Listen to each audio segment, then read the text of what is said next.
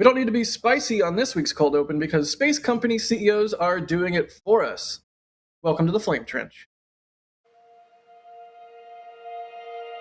And here we go.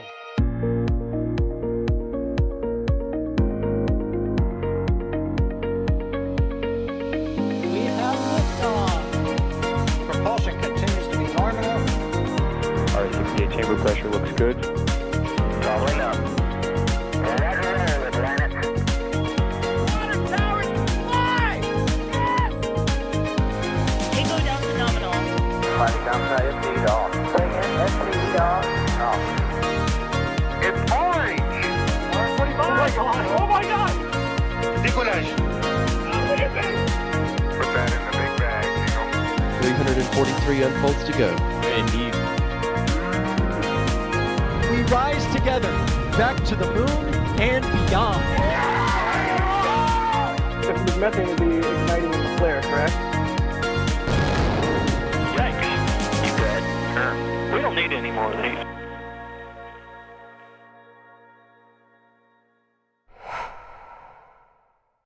It's Friday, so you know what that means. It's another Flame Trench. Welcome, everybody. I see chat rolling by. Let me get some 5x5 so I know you can hear me loud and clear. I'm Jack Beyer for NSF. This is our weekly informal recap show. There you go. Thank you, chat.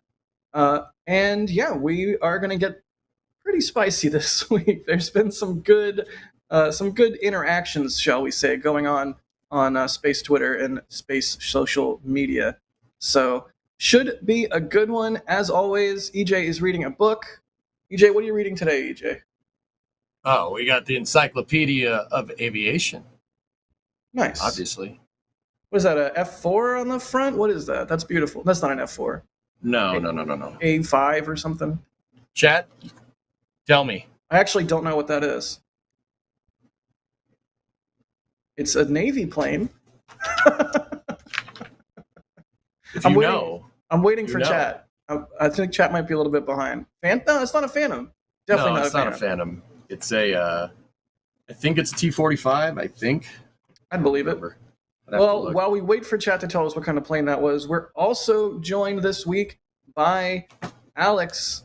Alex, you really had to bust out the MacBook, didn't you? Like you had to, like you want to look extra fancy on your computer.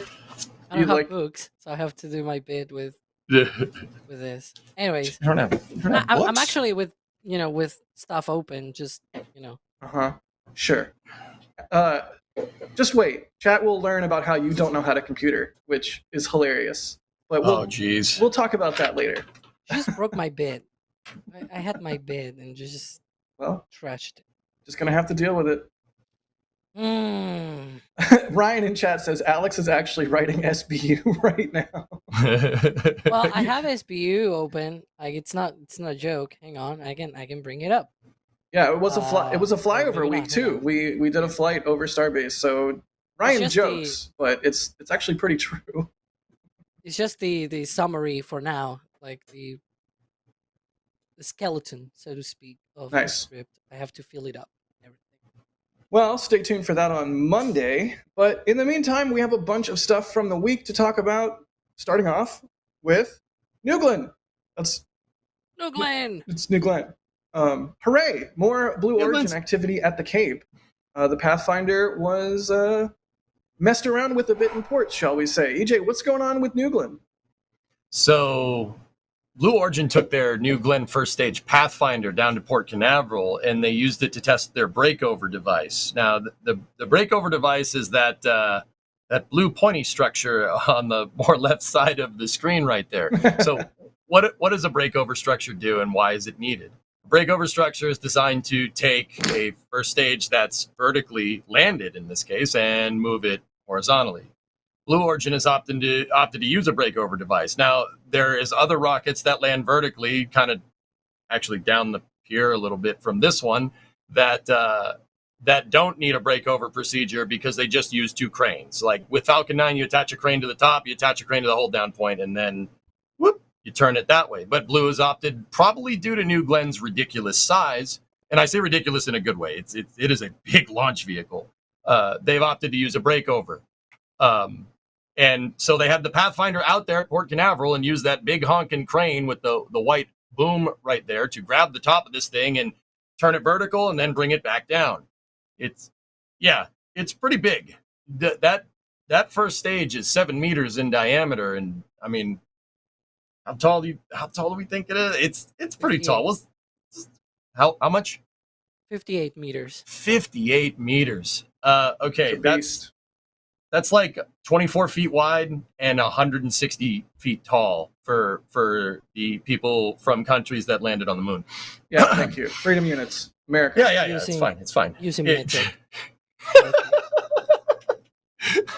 Have you landed on the moon, Alex? Have you landed on the moon? Damn. You probably haven't landed on the moon even on Kerbal. So I have. that's for Jack, though. I have Jake. many times. Yeah. Crashing doesn't count, boy. Crashing doesn't count as landing. A guy strands his Kerbals on Eve for decades, one time, and he never lives it down. Like, Eve is hard to ascend from. Give me a break. I fulfilled the contract. Really not fun. What more do you want from me? I got the money. Yeah, this contract never said anything about bringing him home. Anyways, New Glenn. Continue, EJ. Sorry. So yeah, they're testing the breakover procedure for recovering a landed New Glenn stage. As we know, New Glenn's first flight, Blue, from what I understand, is going to attempt the landing. And the breakover device and testing it is pretty dang telling here. Another thing is that we know that their landing platform Vessel 1 has moved out of its port, I think it was in France, for a transatlantic crossing to basically be moored right next to where this breakover fixture is in Port Canaveral.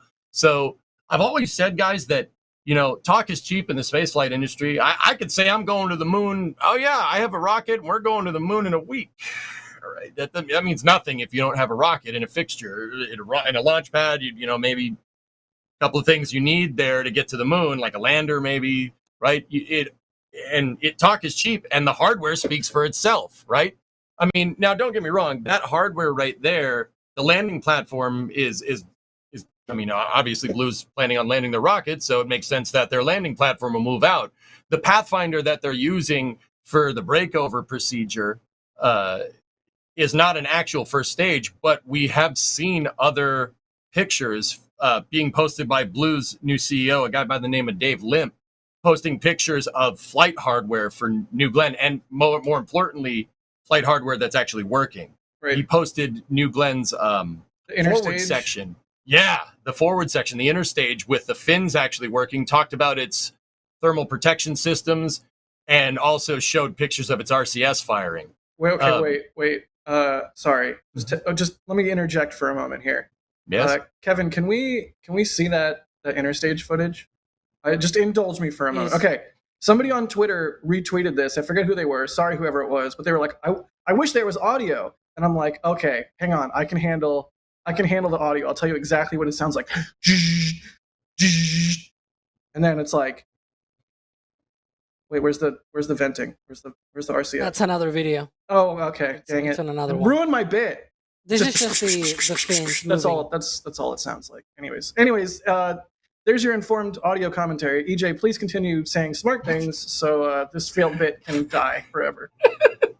No, I'm here for it, man. I'm not gonna lie to you. I'm here for it. Don't full screen me. Full screen EJ. He's smart. No. Keep him up there. Keep him up. I'll just talk in the background. Yes. All right. Cool. So, all right. Seriously though, bring the interstage footage back. Seriously though, it's kind of hard to talk about it. I mean, unless Jack wants to outgas for us, like it's hard to. I mean, all right, moving on. Okay, really moving on for now. So this piece of equipment right here, guys, it's a dead giveaway that it's either a very high fidelity version of what's actually going to fly or something that actually is going to fly. Is how they have positive pressure. If you look down at the bottom, there's a bunch of tubes, series of tubes. The internet is going into the bottom of the vehicle. Yeah. Yes, exactly. Yes. Oh, my guy. All right. There's a series of tubes going in here. It's over there, isn't it? There's a series of tubes going in here. It's like a smart interstage. It's an I interstage. Right? So, yeah. Oh, my God. All right. So they're trying to create positive pressure inside of it, which means there's something in there that's susceptible to FOD, and most likely it's flight hardware. So that this is either going on a New Glenn or is providing corroborating analytical data for another identical piece, identical, that's going to launch relatively soon. So like I said, guys, look for the flight hardware. Blue has posted pictures of their landing leg design, their landing leg being tested. So we know there's an engine section. We got the inner stage now. We got the breakover procedure. We have the breakover device for the breakover procedure. We have the landing platform vessel moving out. And also, Kevin, I don't know if you have this teed up in the back, but we also have the Escapade satellites, the satellites that is Blue's first payload for their first rocket, the Escapade mission. Rocket Lab actually on their stream when they did a stream of launching their rocket the other day, they had a little bit on the satellites because they made the Escapade satellites and they said they're shipping them out to the Cape. So like I said, look for the hardware. The hardware's there. I'd say we're pretty close to seeing a New Glenn launch considering they decided to move the payloads, right? That's a big one. That's the most important piece, arguably, right? So, I don't know. What do you boys say? I'd say New Glenn probably September, October, something like that from what I see here. Yeah, that would seem plausible to me, which means we're going to have a really busy autumn/winter, which I'm here for. But also, go ahead, Alex. Because there were also very much more recent sort of like pieces of news from this. For example, on the tweet from Dave Lamb, he mentioned that now that they're bringing their platform vessel, their landing platform vessel one, is going to be coming here to the port in a couple of weeks. Essentially, that's about the time that it takes for them to bring it here.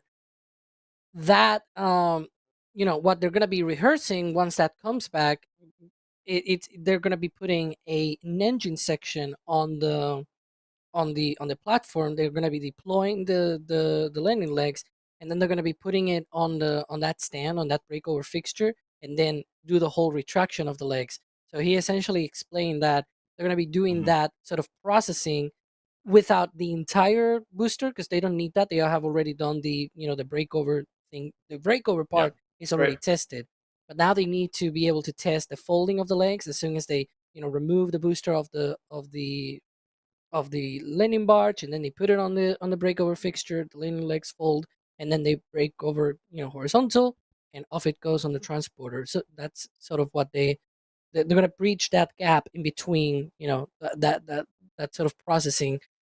Also, apparently there was a second stage of a New Glenn being sighted around KC, and apparently it's a flight hardware. So they're already, for the first flight, they are already rolling. The second stage is already at the pad essentially by now, because it was in like a couple of days ago. So it has most likely already arrived to the launch site. That means the booster should be close, right? And we don't know if that intra-stage is going to be part of that first flight booster, or if it is for another flight or anything. It is a flight hardware though. It is for flight, but we don't know which one. And then another thing was as well that apparently they are going to be testing I think it is the radar systems or something or the communication systems for the booster next month. So they're going to be taking the platform out at sea, like 12 miles out, and then they're going to be, with a helicopter, they're going to be using that to simulate the booster coming down for a landing, with like the communications package that New Glenn has. Nice. They're going to be testing that. So that means that they are, obviously expecting that first landing to happen on the first flight, and hopefully, we get that. I think there's a good chance that we at least see both stages on the pad by September. We'll see if for a launch, but we'll see. We have a poll in chat. New Glenn when? September, October, November, or later? I'm gonna go with October. Right now, later is in the lead, which I understand, but I really feel like New Origin. I feel like Blue Origin has been picking up steam with New Glenn. And we did have a question from Demian asking if Blue Origin will attempt a landing on their first flight. We haven't heard anything official, but it certainly looks like they're putting all the pieces in place to be able to do that should they choose to. All right, so chat, if you have questions about anything we're talking about, I didn't do this at the start of the show, so I'm doing it now. I'm a good host. just type at NASASpaceflight in chat, and we'll see the question pop up. Because y'all ask some good questions. But first, I have questions. My first question for you two and for chat is in one of those tweets from David, right? David Limp, the CEO. Dave Limp.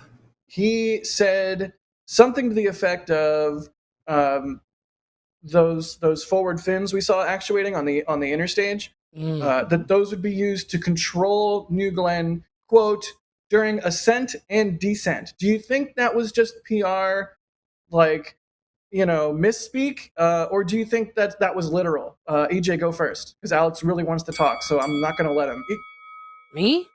No, you don't get to go first. EJ goes first. You know what I'm talking about, EJ? Does that ring a bell?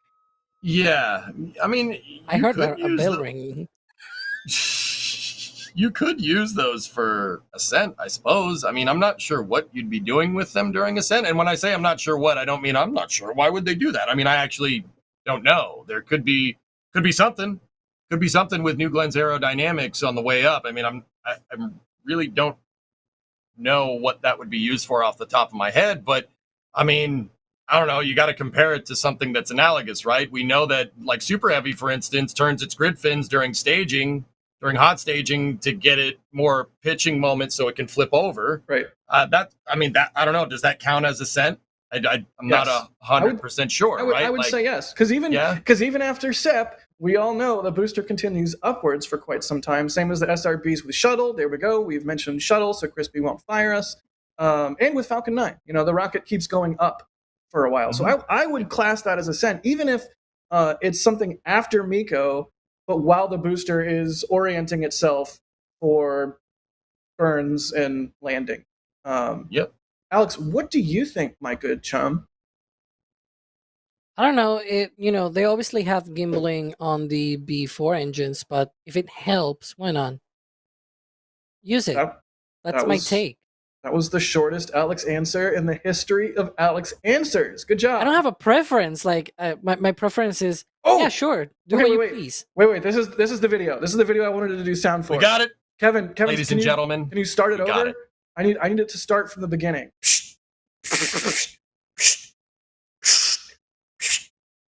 That's what the audio would sound like. What? This is great content. Oh my god. All right, moving on. Moving on. My other question is whenever New Glenn does land on their barge, do we know, or what do we think will happen in terms of before it gets actually transported back to the Cape? Is that, are they going to do the breakover on the barge, or are they going to carry it back vertically? Like, do we have an answer in that respect? Vertically.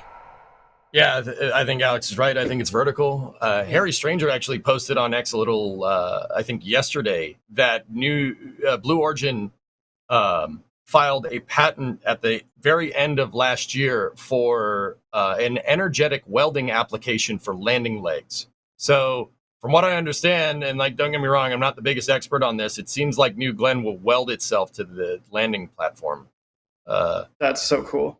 Automatically. I don't know if it's thermite or something, but that's the only thing I can think of that does energetic welding. I'm sure there's something else. I know there's something else. I just don't know what it is. I remember hearing about that. Holy cow. I'll just weld myself to the barge. And that answers Khalid's question if Blue has the equivalent of an octograbber to secure the booster after landing. Possibly not, if it just welds itself to the barge. Best octograbber is no octograbber. Although that makes me sad. I love octograbber. That brings memories of when people thought that Falcon 9's legs were being welded to the deck. And it was not that the legs were welded. They welded tacks. Well, also chains, but they had these little pieces that they would put on the legs, on the front of the legs, and those pieces will be welded. But the pieces were just, I don't know, like an airport on a runway, and you put the thing on the wheels so that it doesn't keep rolling or something like that. Yeah, they're called chocks. Yeah, something like that. Yeah, and so that's what they put on the legs, and then once it was secured like that, then they put the chains on the deck, and the chains will be welded to the deck of the drone ship. One thing that I will tell you though, we're hearing a lot about the first flight of New Glenn. What Yeah. about the second one? When do you Go guys on. think that might happen? Because I have also a little piece there of information that has surfaced lately. I'm not sure off the top of my head, Alex. I wasn't thinking that far out, to be honest with you. Might not be that far out though. I mean, they're gonna. I would say, just like any first flight or any test flight, that it really depends on how well this flight goes. You know, Yeah. every flight you're gonna learn something, right? But like Gonna- all things Uh, nominal, it goes flawlessly. Because that's what Blue wants, right? Like they're not approaching this from the same.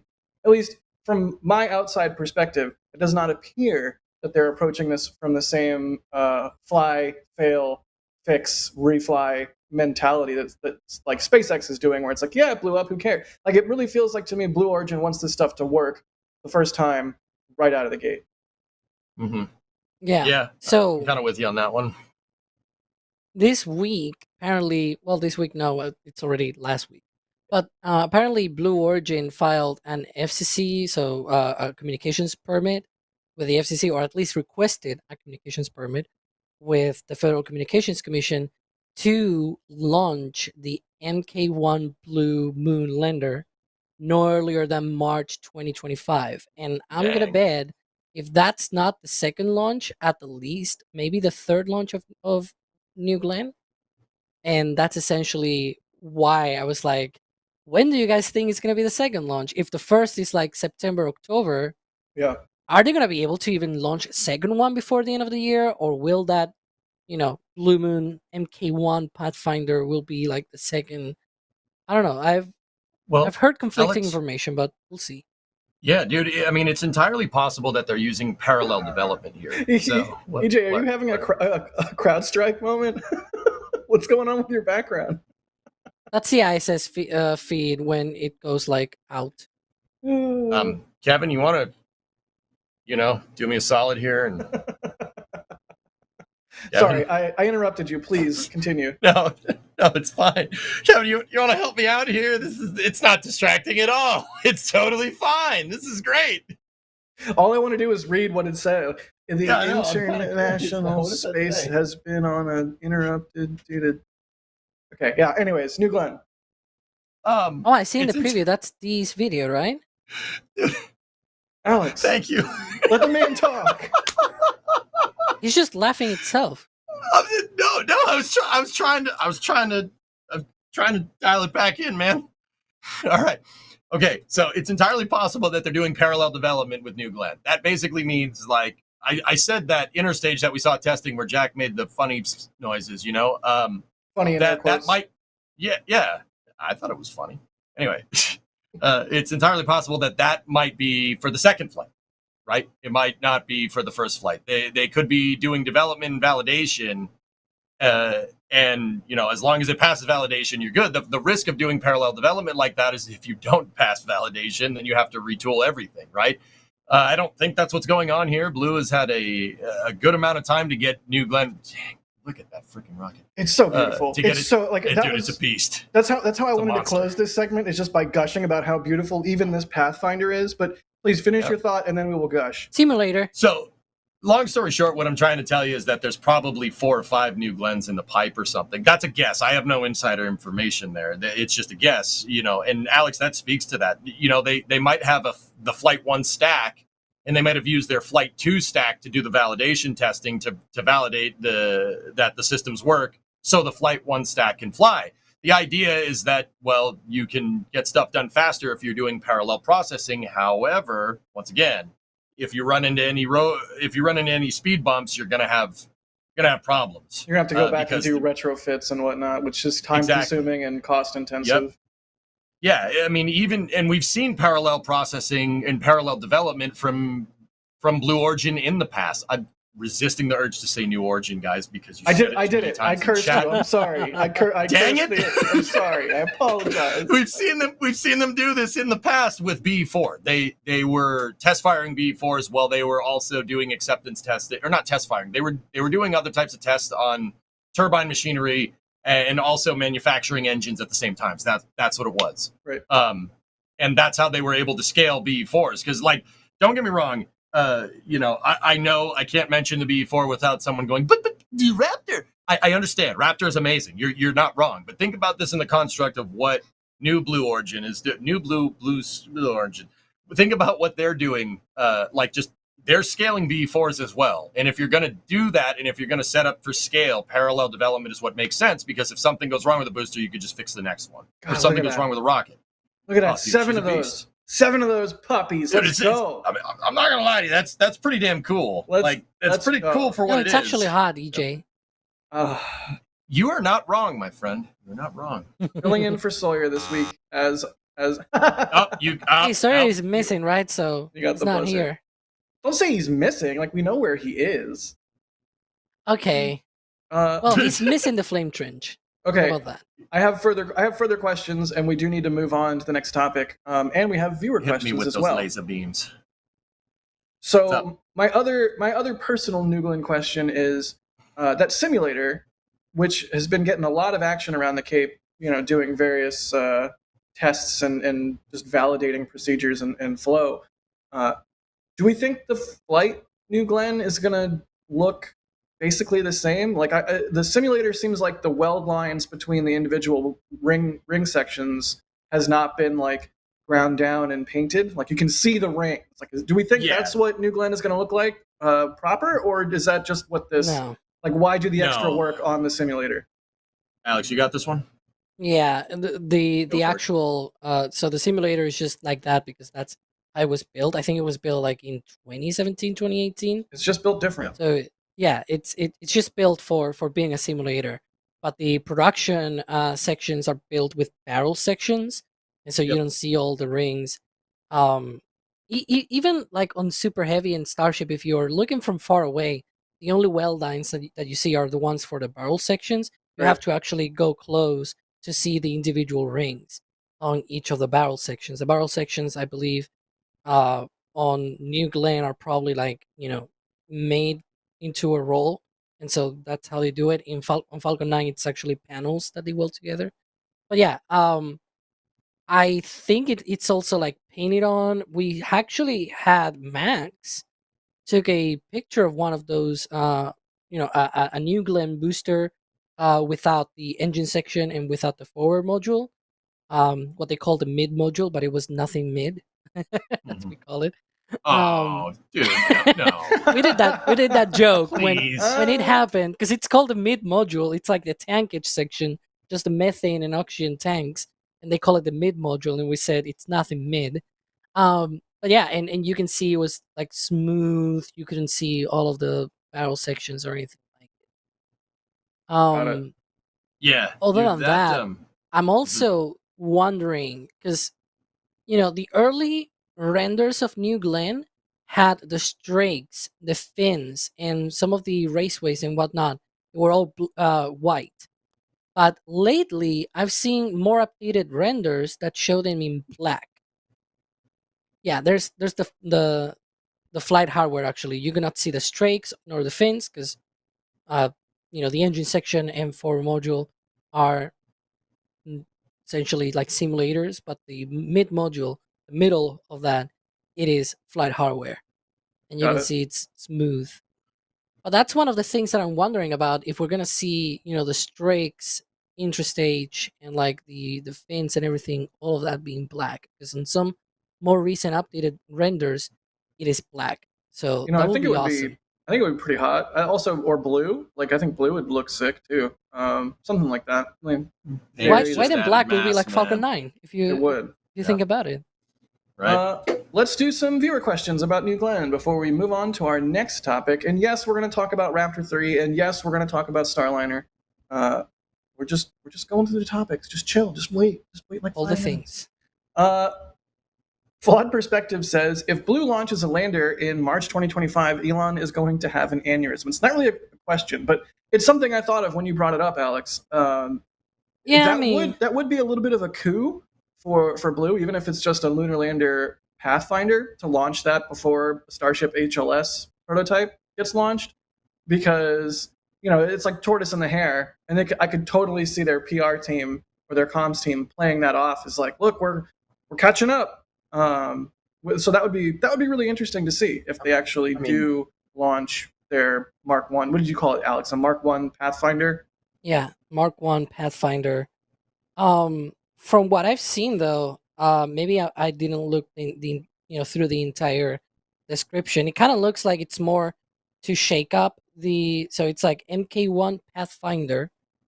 So just by the name, it kind of looks like it is a Pathfinder of MK1, right? And the MK1, it's like the stripped down version of their lunar lander Right. for HLS. It's like much smaller. It's only 30 tons. Well, only. 30 tons is still very big, but the final one, the one that they're going to be landing with humans on board, it's going to be at least 3 times more massive. It's going to be like 90 tons and all that stuff. It's very big. But this one is going to be smaller. It's going to be inserted into low Earth orbit. And from the description, it talks about it's going to be inserted into low Earth orbit. It's going to be there for a few days, and then it's essentially going to be doing a lot of maneuvering in high orbits around the Earth. Then it's going to go around the moon and going to be essentially using all of the communication systems and everything. I'm looking through the mission overview as they have it on the document. Oh heck yeah! That guy in high vis though, that was some quality high vis. But yeah, we'll see. We'll see when that happens, and whenever they actually are ready to be able to launch this. I think Eric Berger said something along the lines that no earlier than was doing a lot of heavy lifting in that document for March 2025. Yeah. Given his recent comments, I'm assuming that he recently got some kind of tour of Blue Origin. Like a couple of months ago, I think he talked about having to go to Florida for some secret project. I'm gonna be guessing that he probably got some sneak peek of some of that hardware. And if he says that, maybe March 2025 is a stretch, it might not be that far out. But still, the fact that they're trying, it's interesting. Yeah. We'll see. Love to see this program picking up steam. Flawed Perspective is asking, do we know what Blue Origin's FAA approval status is? I think the short answer is no. No. Good question, though. Like, given everything that we have to, that we see go on in Starbase, and the waiting that has to occur because of the FAA, hint, hint, it's a good question. It's a good question to ask. Speaking of having a video, Avenger is asking, where's a good spot to see New Glenn launch from? Cocoa Beach. We have a video about how to watch launches from the Cape. So mods, if somebody could spam that in chat, that would be very helpful. But I think Cocoa Beach wouldn't be a bad bet. But you'd be better served by watching that video and or asking an actual Cape person. Hal 9000 is asking, do we know when those Blue Origin test videos are from? Are we just assuming they are recent? I mean, yeah, I don't know. I'm assuming they're recent. They should be. Yeah. Yeah, I mean, because we if saw you look the at the hardware hardware rolling in there, by. Yeah, you look at what's in the hangar in those pictures. Yeah, I mean, obviously you had that Pathfinder in there that they use for the breakover testing. Right. But there's also a lot of other things, dude. That's what I don't know if you guys have watched it on the camera. I was watching that video. I'm just like, dang, man. I was just straight up eyeing the hardware in the background of that promo footage. I'm like, hey, how you doing? Ooh, look at that food. There's a ferry. Yeah. Yeah, pretty much. But yeah, to Alex's point, we saw that piece of hardware roll out on Space Coast Live and then roll back. So presumably that testing occurred while it was out at the pad. Let's see, a couple more New Glenn questions. Goatman 2, what happened to Goatman 1? Is asking, do we know if New Glenn's first stage will do an entry burn like Falcon 9 or have a descent like Super Heavy without a landing burn? I think they mean without an entry burn. Do we know what kind of profile New Glenn's going to have coming back in? I would say that it's probably going to do something like that. It's going to do some type of retro propulsion, supersonic retro propulsion. That's my favorite. That's my metal band name. Yeah, there was at one point where that they will not do an entry burn, but more recently it was. So I mean, yeah, I mean, Uh, you could use some kind of deductive reasoning here. Like Falcon 9 needs to do it because it's made out of aluminum, right? Right. Like that's why it has to do it. It'll just melt through. Starship and Super Heavy don't have to because of the stainless steel. The stainless steel can take more heat. it also And stages at obviously- lower speeds. So Yeah, there's methyl oxide. I mean, yeah, exactly. That's the other thing, dude, for sure. New and Glenn Blue is actually using, it's like super fast at Yep. staging because of the hydrolox upper stage. Yep. And I think because of that, you're probably going to. I mean, Hmm. and keep in mind they're not using methane, right? They're using liquefied natural gas, which is methane, propane, and butane, and a couple of other things mixed in the right proportions. What are those proportions? Nah, we're not telling you. Boy, I It's tell not- you, that's a clean burning fuel. I tell you what. That's tell you Yeah. what. That's a nice clean burning fuel there, boy. For whatever Quality reason, propane. in my brain, I have not like the bit that says EJ does a good Hank Hill impression has never been flipped. So every time you do it, I'm like surprised and delighted. Like EJ can do a really good Hank Hill, but I've seen you do it like 20 million. It's just good every time. Please don't ever stop. That boy Jack ain't right. I tell you what. Tell you what. Dave Gospel asking any plans for making New Glenn second stage reusable. That's Project Jarvis, right? We've seen whispers and like patents get filed. Yeah, but nothing, no flight hardware to kind of corroborate it, except that stainless steel Pathfinder thingamajig that they had out at Slick 36 a little while ago. Right. I haven't seen much in that way. All right, well, there you go. Let me thank some people for the support, and we'll move on to our next topic, which is going to be Starliner. Yeah, we did say it was a spicy one this week. Ironclad becoming a Capcom member. Thank you so much, Ironclad. We absolutely rely. Is that a train horn? I like trains. I mean, I train good. Car bad. I like trains. Wait, did you say car bad? Yeah, we've been over this. Train good, car bad. Yeah, I know you disagree. EJ, You're don't allowed go to into disagree. Let's not derail because train good. Derail. So let's not. Yeah. That's the You see what he did there? Ironclad, seriously though, you're a Capcom member, so hopefully you've jumped into the Discord, which you now have access to, and said, hey, I posted the breakfast tacos I made in food chat. There's all kinds of Spaceflight channels in the Discord. The Discord's awesome. We have recently had a crabbing in the Discord, which if that makes no sense to you, I wouldn't expect it to because you're not in the Discord. So get in the Discord and crab up. That's a good sales pitch, right? Booster 1058, thank you for gifting a Red Team membership. George M, thank you for the support there. They are asking, will you have cameras set when SpaceX starts working on the trench for real so we can see progress on it, or will it only be via flyovers? It's a hard thing to see, but I mean, between the flyovers and any other angles that we can get, we will definitely keep as good a tabs as we can on progress on Pad B slash the problem Tower with 2. flame trenches that it's like you kind of have to look down on them unless they do some kind of mound, which I Right. also expect them to do, probably both digging and elevating so that they can have plenty of room for that. I don't know, 300-meter flame from Right. Super Heavy. Yeah, given the height of the water table in Starbase as well, and just the amount of flooding anytime it rains a moderate amount or the tide comes in enough, it wouldn't surprise me if there's some kind of mound component there. I mean, that's what they had to do with 39A and 39B, dude. They had to do the same thing. That's why those pads are raised up off the ground. Right. And it's funny you say that, Alex, because we did do a flyover yesterday morning, and so Membies should be getting those pics in the Discord and on the YouTube community page. So Membies, keep your eyes out for the flyover pics. I think Chris B is like sending them live right now. I think Mary's are already up. But when we were flying around Massey's and getting shots there was like one time, because we do multiple passes, right? There was one pass where I had a really good angle on the flame trench at Massey's, but I had to like twist my body and contort out the window and like be holding my camera out the window in the Airstream, which is insane, but I had a strap on, don't worry. But yeah, it can be challenging, suffice to say. It can be challenging to photograph flame trenches. Ellie Marie, thank you for the support. Musical Wolves, thank you for the super chat. They say Macs are good at spreadsheets and content creation and not getting viruses. and just better hardware in general, and just better software in general, except for games. RC Horseman, thank you for gifting 10 red team. I'm surprised nobody started yelling during that whole thing.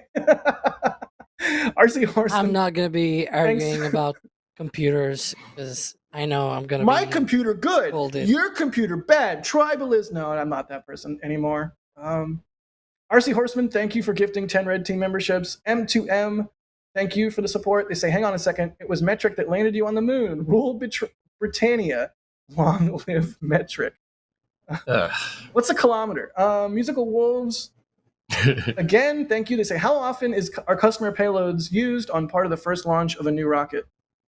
I don't think it's super rare, but I also don't think it's super common. I mean, to me, the interesting thing is that Escapade is going to Mars. Like, how many first launches have sent a payload to Mars? And don't say Falcon Heavy because it didn't go to Mars. Ugh. Well, I mean, in the past, guys, what generally you see for testing on a first flight, right? You see basically a big block of concrete or a big like water tank or something to approximate like the vehicle's, biggest payload that you could carry. Or you see a Tesla Roadster as your mass simulator. It's not the best mass simulator, but hey, I mean, Jack, it worked. You're right, it didn't go to Mars, but it's an eccentric heliocentric orbit between Mars and Earth. Right. No, that's good too. It's just the number of times I've had to explain to friends of mine who are not into spaceflight.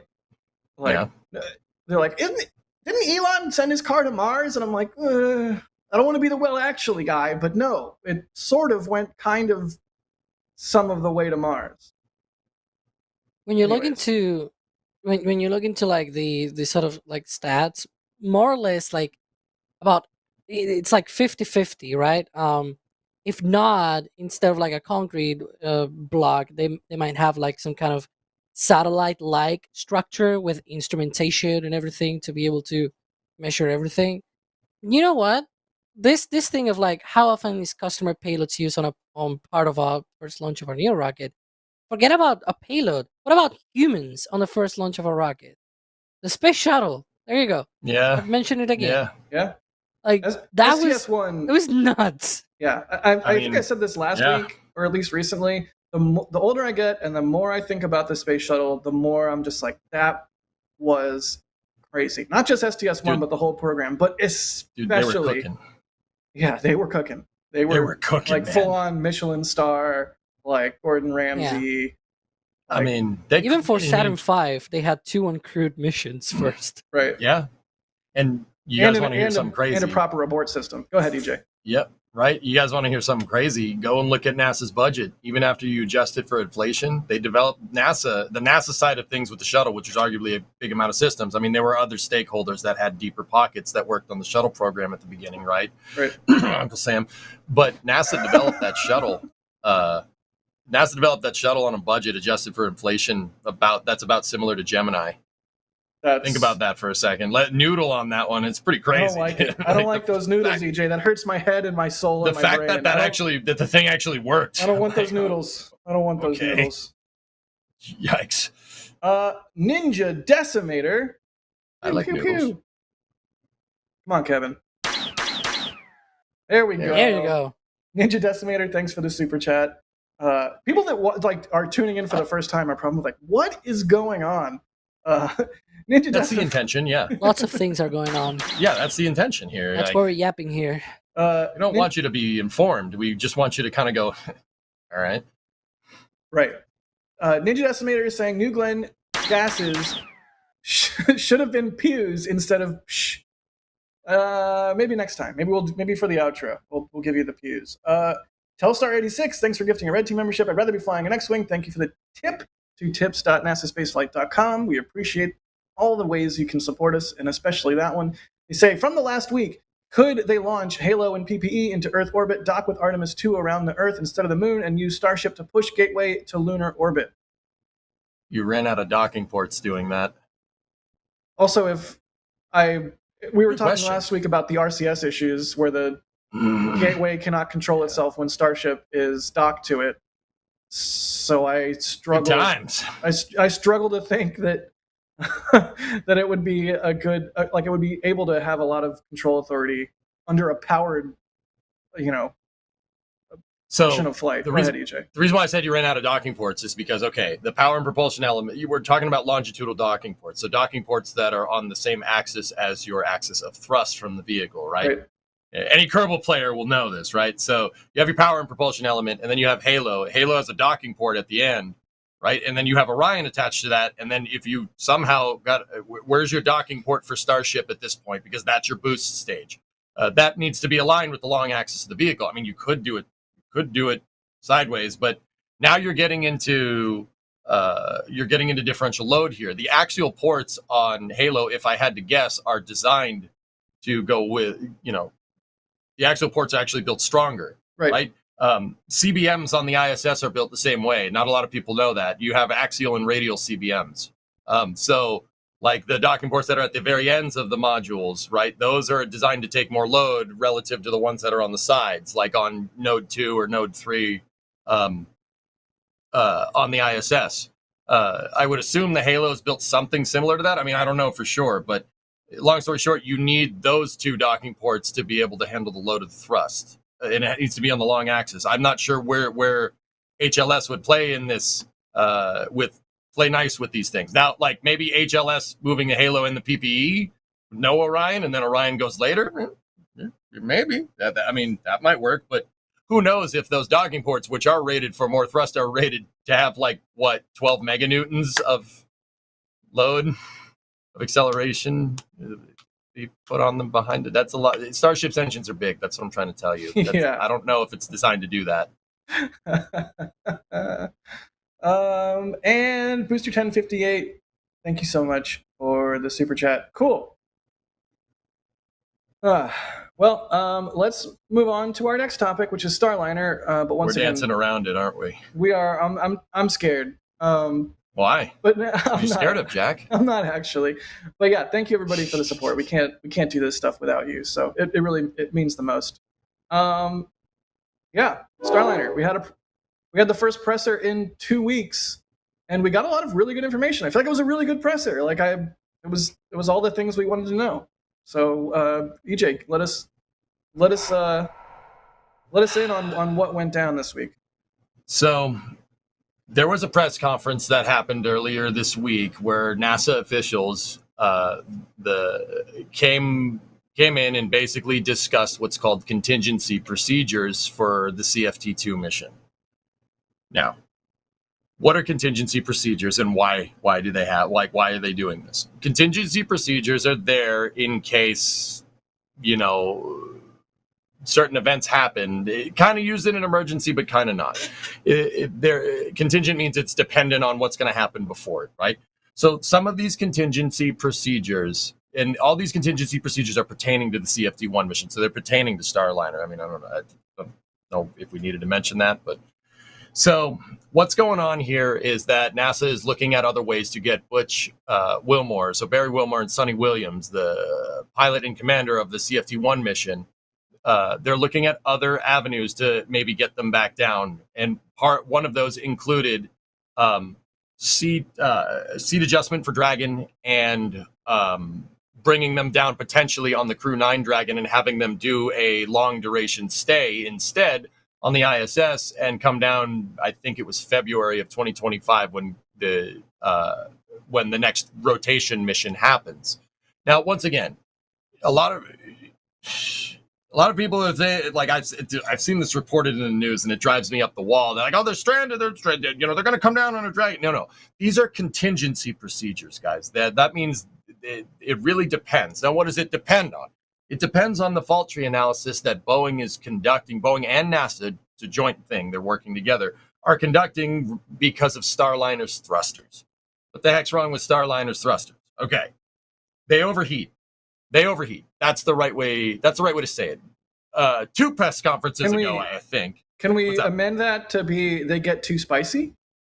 Sure, they get too spicy. I'll use that. I mean, what is a nuclear reactor except for spicy rocks and water? Anyways, please continue. Spicy, right? Okay, that works. That works. All right, so the thrusters are getting too spicy. So what's going on? So Boeing, with their thermal model, were their thermal model. So with the way that Starliner was tested, you're doing a lot of analytical testing on the ground, and then you test as much stuff as humanly possible before you actually go to put the whole thing together. The idea is that you don't want anything, you want to learn anything new during the test flight. However, it is always possible with any type of aerospace. You can't be 100% sure that it's going to work, right? You're going to have to fly it and get that data. There's no way we can predict exactly what the thing is going to do. Now, with that being said, what they predicted the thermal model, so how hot the engines were going to get, what the model that they had was clearly not what was encountered on orbit. So their analytical model is deviant from what actually happened. Now that's a great learning opportunity, right? But you want to learn new things during a test flight. You don't want to learn that. You don't want to learn that your thrusters can blow out and not work during a test. That's suboptimal. It's probably something you should have figured out. But hey, whatever. I'm not an aerospace engineer. I'm just the guy who likes wrenching on my stupid cars in my garage, and I play Kerbal a lot. I don't know. I don't know better, right? So what I've been doing is, and what we've been doing is, and that's what these press conferences are for, is following their fault tree analysis, right? What's going on with these thrusters is because they're getting too hot, they're degrading the Teflon seals at the fuel injectors on the motors, okay? And the seal is getting degraded, particularly on the oxidizer side of things. So Starliner's thrusters are using nitrogen tetroxide and monomethyl hydrazine. These are hypergolic propellants. When they touch each other, they explode. The idea is that these two chemicals stay at room temperature because there's some weird chemical, right? It's some crazy chemical. It can stay at liquid up in the vacuum for long periods of time. So, and you also don't need to worry about like boil off or anything. Every spacecraft that's flying right now uses a form of hydrazine and NTO. Like Soyuz uses unsymmetrical dimethylhydrazine and NTO. It's N2O4 for the chemists out there. I'm pretty sure you already knew that if you're a chemist, but whatever. So it's the propellant to use, right? But an important thing to note is that NTO is real nasty stuff. It's nasty for us. It'll kill you if you come into contact with it, like, badly. That's why spacecraft fueling takes time. Even with other spacecraft like Dragon, it takes time to fuel these things up because you have to be very careful. But also, it's very it could degrade seals. It can ruin valves. It can do a bunch of different things. I mean, we've seen what happens when you shoot it at high velocity into a valve, right? Or when you have a COPV, have some solid oxygen form on it, and then gets pressed and then explodes. I mean, those are different elements, but yeah. Oh, sorry, I thought we were talking about oxygen. I'm an idiot. Ignore me. No, I'm talking about NTO, nitrogen tetroxide. So you're getting seal degradation. So why is seal degradation bad? Well, it'll leak. You don't want it to leak. If it leaks and it finds some hydrazine leaking somewhere else, you can get an explosion inside of something. Now, they're not saying that stuff has happened, right? But all this stuff basically boils down to, I mean, NTO can boil too at high temperatures, which is not good for it. All this stuff is boiling down to is that their thermal models for how hot they thought the thruster blocks on Starliner, there's 4 of them. They're called doghouses. All this is coming down to is that they didn't do the math right. They did not do the math, or they were deviant they're deviant in their analytical model. Okay, so if I'm speaking a bunch of gibberish, basically the thrusters are getting way too hot. They overheated up on orbit, and that caused seal degradation. It's causing a lot of problems. I mean, Starliner also has helium leaks, right? But helium leaks are something that every spacecraft runs into. There's a reason why they have a margin for it, because you can expect helium to leak on every spacecraft. Now, so NASA discussed these contingency procedures. Right? They discuss the contingency procedures because they're trying to figure out this fault tree analysis. That's the reason why Butch and Sonny haven't come back down. It is hard to conduct a fault tree analysis on a piece of hardware that is burned up in the atmosphere. So NASA's using their flexible ISS logistics schedule to keep Starliner up there for longer periods of time. But everybody construes that, oh, they're stranded. No, they're stranded. Nah. Right? Now, I'll tell you, getting your thermal model that bad, I mean, I don't know. We don't know how far they screwed up there. Well, what I'll tell you is that, I mean, once again, this is kind of more of my personal opinion here. I think the Starliner program, you know, everybody's going to say, Boeing, this sucks. I think it's plagued by inexperience because Boeing's never done anything like this. They never made a capsule before. Think about it, guys. They've never made a spacecraft. And now don't get me wrong. It's not excusing this behavior. The inexperience is because management didn't hire the right people. Well, right. Well, let me back up a second. X-37B is a spacecraft, but it's not a crewed spacecraft. No, certifying something for human rating, dude, takes a completely different set of engineering constructs. There's of systems engineering constructs. You just compared an office building to a motorhome. Right. You know what I mean? Like, they're two way different things. Are they both things that you can live in? Right? Yeah, sure, of course, but they're not the same thing. Right. I mean, you could live in an office building. You get what I'm trying to say, right? Yeah. So, once again, I'm not saying it's excusable behavior, but it seems like inexperience is what's going on here. But that's just my personal opinion. I mean, either way, no matter how you cut it, fault tree analysis, whatever, it's not a good look. It's really not a good look. This is, I mean, especially with Dragon, you know, its counterpart performing so well, right? Like, This is clearly not a good thing, right?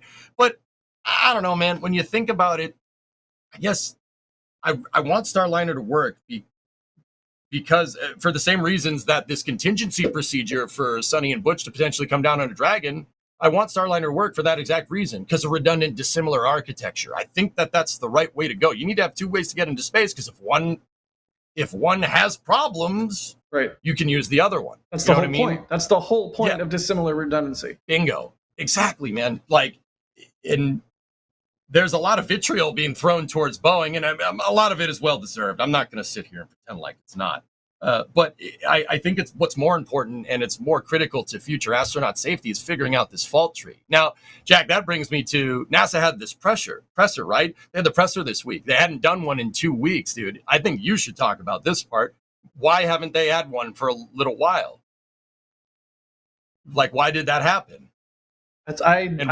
What was the avenue for making it happen? Yeah, I don't have a good answer as to why they didn't have one for 2 weeks, other than, you know, they were already kind of getting roasted, and there was those outlets that were doing the everyone's stranded kind of stuff. And a lot of times space companies can sort of, I feel like there's an impulse in space companies to only talk about your successes and not talk about your failures. And I think there is a lot of value in talking about your failures, or not even failures, your, you know, suboptimal situations, whatever you want to call it. I think one of the things that has endeared the space community to SpaceX in particular is, one, they're doing amazing things, and two, they're not afraid to fail, and they're not afraid to put a failure in the proper context. And I think a lot of the times we see companies sort of withhold information versus sharing it. And I think really all we want to do is know what's going on. And to the other question you were asking, in terms of what was the mechanism that brought us this. Here's the spicy part, Jack. Get ready. Right. What was you got a palate cleanser? You know, you're I know you're setting me up for like, I get it. I know what's happening. I think that the mechanism that delivered us this press conference was in no small part a space reporter named Eric Berger, friend of the show. But I suspect you might disagree and think that this was just a matter of they needed a time to go over their data and dot their T's and cross their I's. I mean, fault tree analysis takes time. It takes time, and sometimes there's nothing to report. Like, you got to wait, and you got to do a test, and then you have to review the data of that test. That does take time, of course, obviously. However, I think that Eric is right. Eric Berger is right for wanting to push for more transparency, right? It's not a bad question to say.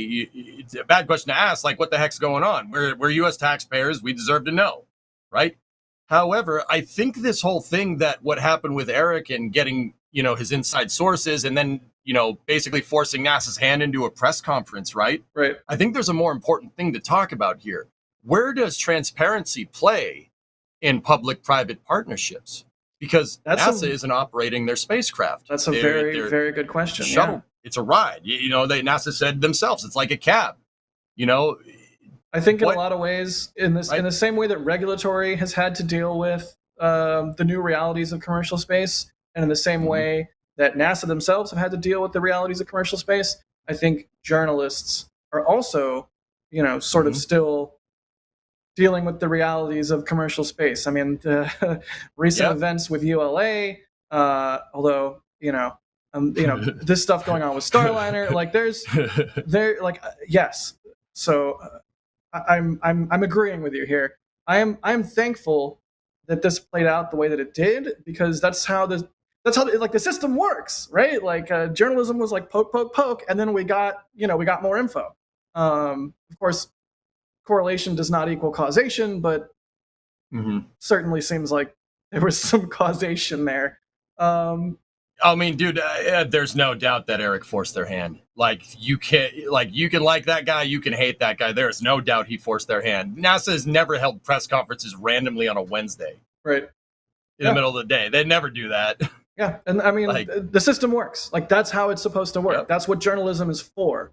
Alex, Starliner, you're doing your thinking face. I suspect you have thoughts. I have thoughts. I have lots of thoughts. All right. Well, you have approximately 4 minutes to deliver thoughts. That's a lot of time. 4 minutes. That's not a lot for me. Yeah. Well, the more you complain about it, the more the time you're eating up. There's a ton to unpack here, which is I kind of disagree with EJ when he says that they did not do this because they needed more time to sort of like go through fault tree analysis and everything. They could have told us about the Dragon stuff, for example, a month ago when they started doing that work, because Steve Stitch said it, on that press conference a couple of days ago, where he said this work has been ongoing since early July. It's been ongoing already for at least a month, perhaps more. We don't really know. And there's not one but two task orders for working on a contingency to be able to bring back Sonny and Butch on. Sorry, Sonny and who? Is it not like that? Butch. Butch. Okay. Well, so to return the two astronauts back down on Dragon, either with Crew 8 or Crew 9 Dragons. Obviously, their priority is to bring them back on the Crew 9 Dragon, but they also looked at Crew 8 as well. I disagree for the fact that they have actually not gone through a lot of things. Right now, they are just more deliberating. They have not gathered any new data since essentially 2 weeks ago. Hold on, Alex. How do you know that? How do you know that? Your whole premise of this argument is that because they said it here. because they said it. Fight. They literally said that the last test was that on orbit test, the service module testing. So they had both thruster testing at White Sands. They also had an old, essentially the service module from OFT2, the first attempt at OFT2 that had essentially those leaks and corroded valves and everything, and then they changed it out for a new one for the actual launch attempt that happened in 2022. That they used it to look at, for example, the helium leaks and everything, understanding, because it's so corroded already. It's being loaded with NTO, as you mentioned, right? That is a very highly toxic and highly the fact that they left it loaded bad is not it's been like that for not 3 sure why years. You would do that, but all right. Yeah, it's been like that for 3 years, loaded with those hypergolics. So that means that all of the seals and everything have been corroded pretty much down to the minimums. And what that allowed them to do is like those seals are at their lowest sealing effect, right?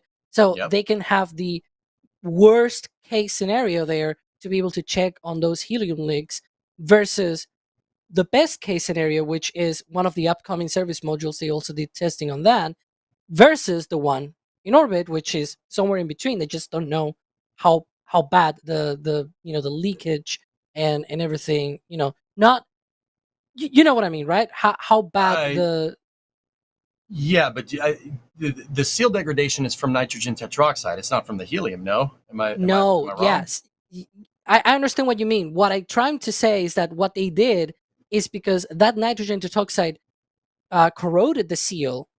Now that seal is not sealing well. So the helium escapes through that, and they can see what is the rate of helium leakage from there compared to the one in orbit and the one with a new seal that is perfectly on the ground from one of the new ones that they are building. So that's what they did. It's sort of like differential testing, right? You can do a lot of modeling of what could be the worst case scenario, but when you actually have the hardware of a service module that has these flanges and seals are corroded, right?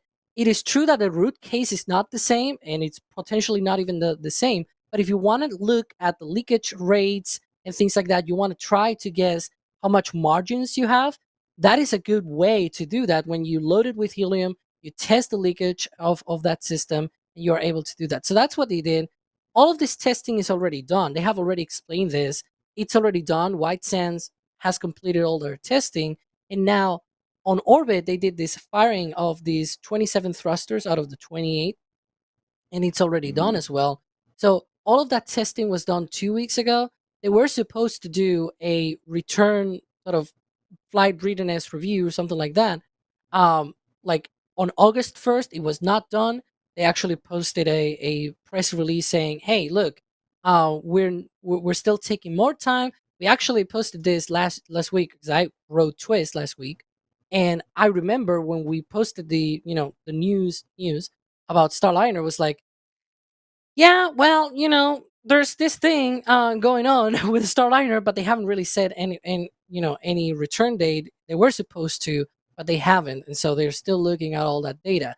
Then Boeing, that same day on Friday, after the flame trench, they posted these pictures and all of these commentary saying that they have a most probable case for a root cause, but it's evident for pretty much from what NASA said that even though they have a potential for that root cause, there's obviously disagreements between teams at NASA, right? And at the end of the day, they have the say on what to do, even though Boeing might be like, yeah, of course, we understand this.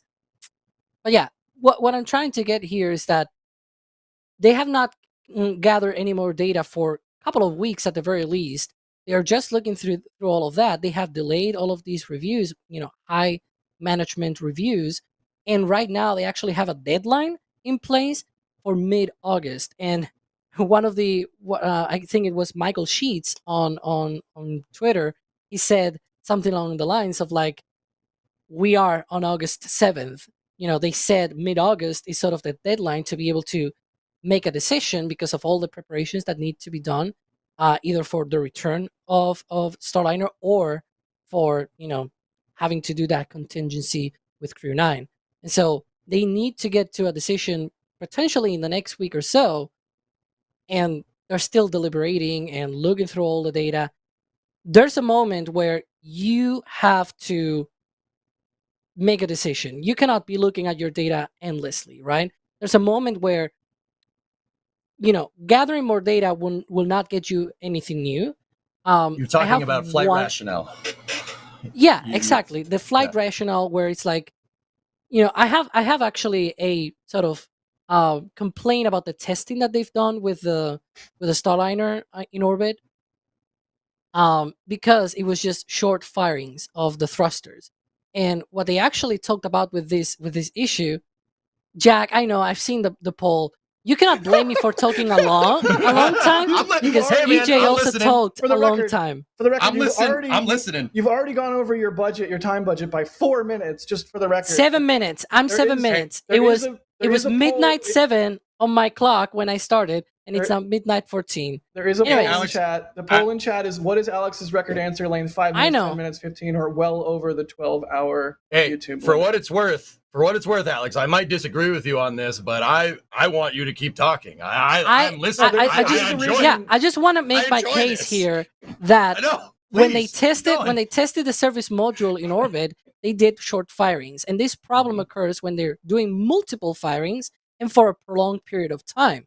So sure, you can test that and that's probably why they are also in disagreements here. Like you can test that the thrusters for a short burst, they work, and that is great because that probably means that they can undock. For example, like maybe if you use them for not a long time, you can essentially undock Starliner and not have any propulsion system issues. But what happens afterwards, right? If you have a crew on board and now those thrusters start, failing because now they've been used for a long time. Obviously, they need to make the case, right? Both the for and against teams, whoever is, they need to come to an agreement. What is the best way of being able to come to this? They're not gathering any more data. They're not there in orbit. They're not there in orbit precisely because they're gathering more data or anything like it. It's just because they cannot make a decision right now, but they have a deadline, right? Okay. Is it at all possible, dude? Okay, I mean, see, here's the thing, dude. It's not just about conducting tests. You said it yourself. It's about reviewing the data. Is it possible that there's indecision here on flight rationale because of new information being extrapolated from data from these tests? Well, it's just really complicated to make a decision, right? We're talking about I guess decisions that have lots of ramifications if you think about it. I just want to take a moment and illustrate all the reason for taking your time. That this is good. Like, it's I'm sure annoying for the comms people, but this is good that NASA is being very deliberate and very careful about this flight rationale. Whatever the downstream effects are to the station schedule or to Boeing PR-wise or stock price, like all of that is secondary because there are human lives on the line here. And I think it's safe to say none of us want to see a NASA that is, I mean, we've talked about this. We've talked about this in previous episodes. None of us want to see a NASA that is flippant or risk too accepting of unnecessary risk. Like this is, I'm happy to see them doing this analysis. I have had my gripes about the communication here and there, and I understand why it's been the way that it's been. But I mean, we need 2 capsules for dissimilar redundancy. That's yes. We all want Starliner to work as much as the memes are fun and whatnot. So Starliner needs to work, and this is the process of getting it to that point. So I still have more, but okay, you go. Okay. Is there a timer? How much more? Is there a timer? Hey, this guy just EG talked for 20 minutes. I have still 6 minutes left. Did I talk for 20? Dude, I never said I never said you also get 20 minutes, but come on. Well, no, but I have a point towards the whole redundancy thing. If you allow me, can I? Go for it, man. We actually saw something like this just 2 years ago, actually less than 2 years ago. We had a Soyuz with a malfunction in orbit. Don't put the timer. Come on. We had a Soyuz MS-22. So screwed up, guys. You're just wasting time. You're wasting time. Hey, keep talking. Hey, when it comes to time, I'm on Team Alex. Take your time, dude. This stuff is complicated. Yeah. There's if a you reason really want to understand it, it's going to take a second. I'm trying not to interrupt Alex and drive the conversation because I do want Alex to have his fair shake and say his piece. I was not here last week. You two were. I love giving Alex crap for having long answers. So Alex, you have 13 seconds. Fair. Go. Yeah. So the Soyuz MS-22. 6, 5. Oh, 4. you dick. We have QD retract, and Alex has cleared the tower. Let him finish. Okay. Anyways. No, please. So Soyuz MS-22, it had a failure of the cooling system, and they did not want to risk bringing the crew back. They also had a contingency where Frank Rubio, the American astronaut on that, crew of 3, will come back on Crew Dragon Endeavour. It's actually kind of interesting that it's actually the same capsule, because it was Crew 6 and Crew 8 both used Endeavour, or maybe it was Crew 5 or whatever. But it was the same Endeavour capsule. So both Endeavour up there in space right now, in an emergency, could have. We also had NASA talking about Tracy potentially also being brought on Dragon in case of meteorite strikes or whatever, micrometeorites and everything. But and so they launched MS-23, Soyuz MS-23 like a few months later, in order to be able essentially to be able to function as the actual capsule to bring those people back. Obviously, Boeing does not have the capability to send an empty Starliner and be able, and there's also not enough ports, docking ports on the ISS, unfortunately, for that to happen. But instead, there's Dragon, right? So that's a thing. it's funny because there's actually a precedent much more closer to Starliner, which was Soyuz 32. So it's another Soyuz, but this was back in the 1970s, late 70s, with the Salyut 6 station. Soyuz 32 went up to the station. It docked. It carried 2 crews. And so it essentially docked there. The crew members, the cosmonauts, spent there a couple of months. Then the next crew had to come up, Soyuz 33. And Soyuz 33, as it was approaching the station, the main engine failed. And they were like at 20-something meters per second as they were approaching the station. They could not do the burn to be able to slow down and get close to the station and dock. And they actually had to deorbit that Soyuz with the auxiliary engines that they have. Essentially, the propulsion system was, screwed, I guess is the word.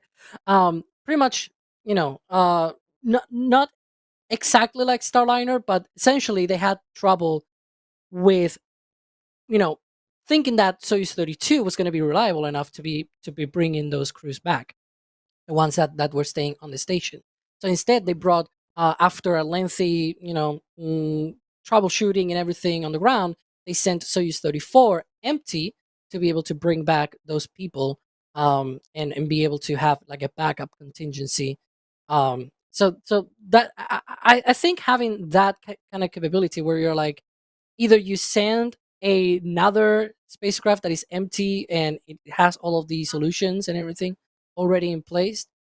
I think that's a good thing for the US to have. You could not do that with the shuttle, if you remember. No, Although there shuttle? was the launch on need Did somebody say shuttle? capability. Somebody said I shuttle. can think of But 7 reasons why that wasn't a good idea. Actually, 14 if we want to be technical. what? What? What? The not having redundant dissimilar architecture with the Jack, wake up. Not having this redundant dissimilar architecture, Alex. I'm agreeing with you. Having that, I can think of 14 reasons why redundant dissimilar architecture and having a contingency is probably a good idea.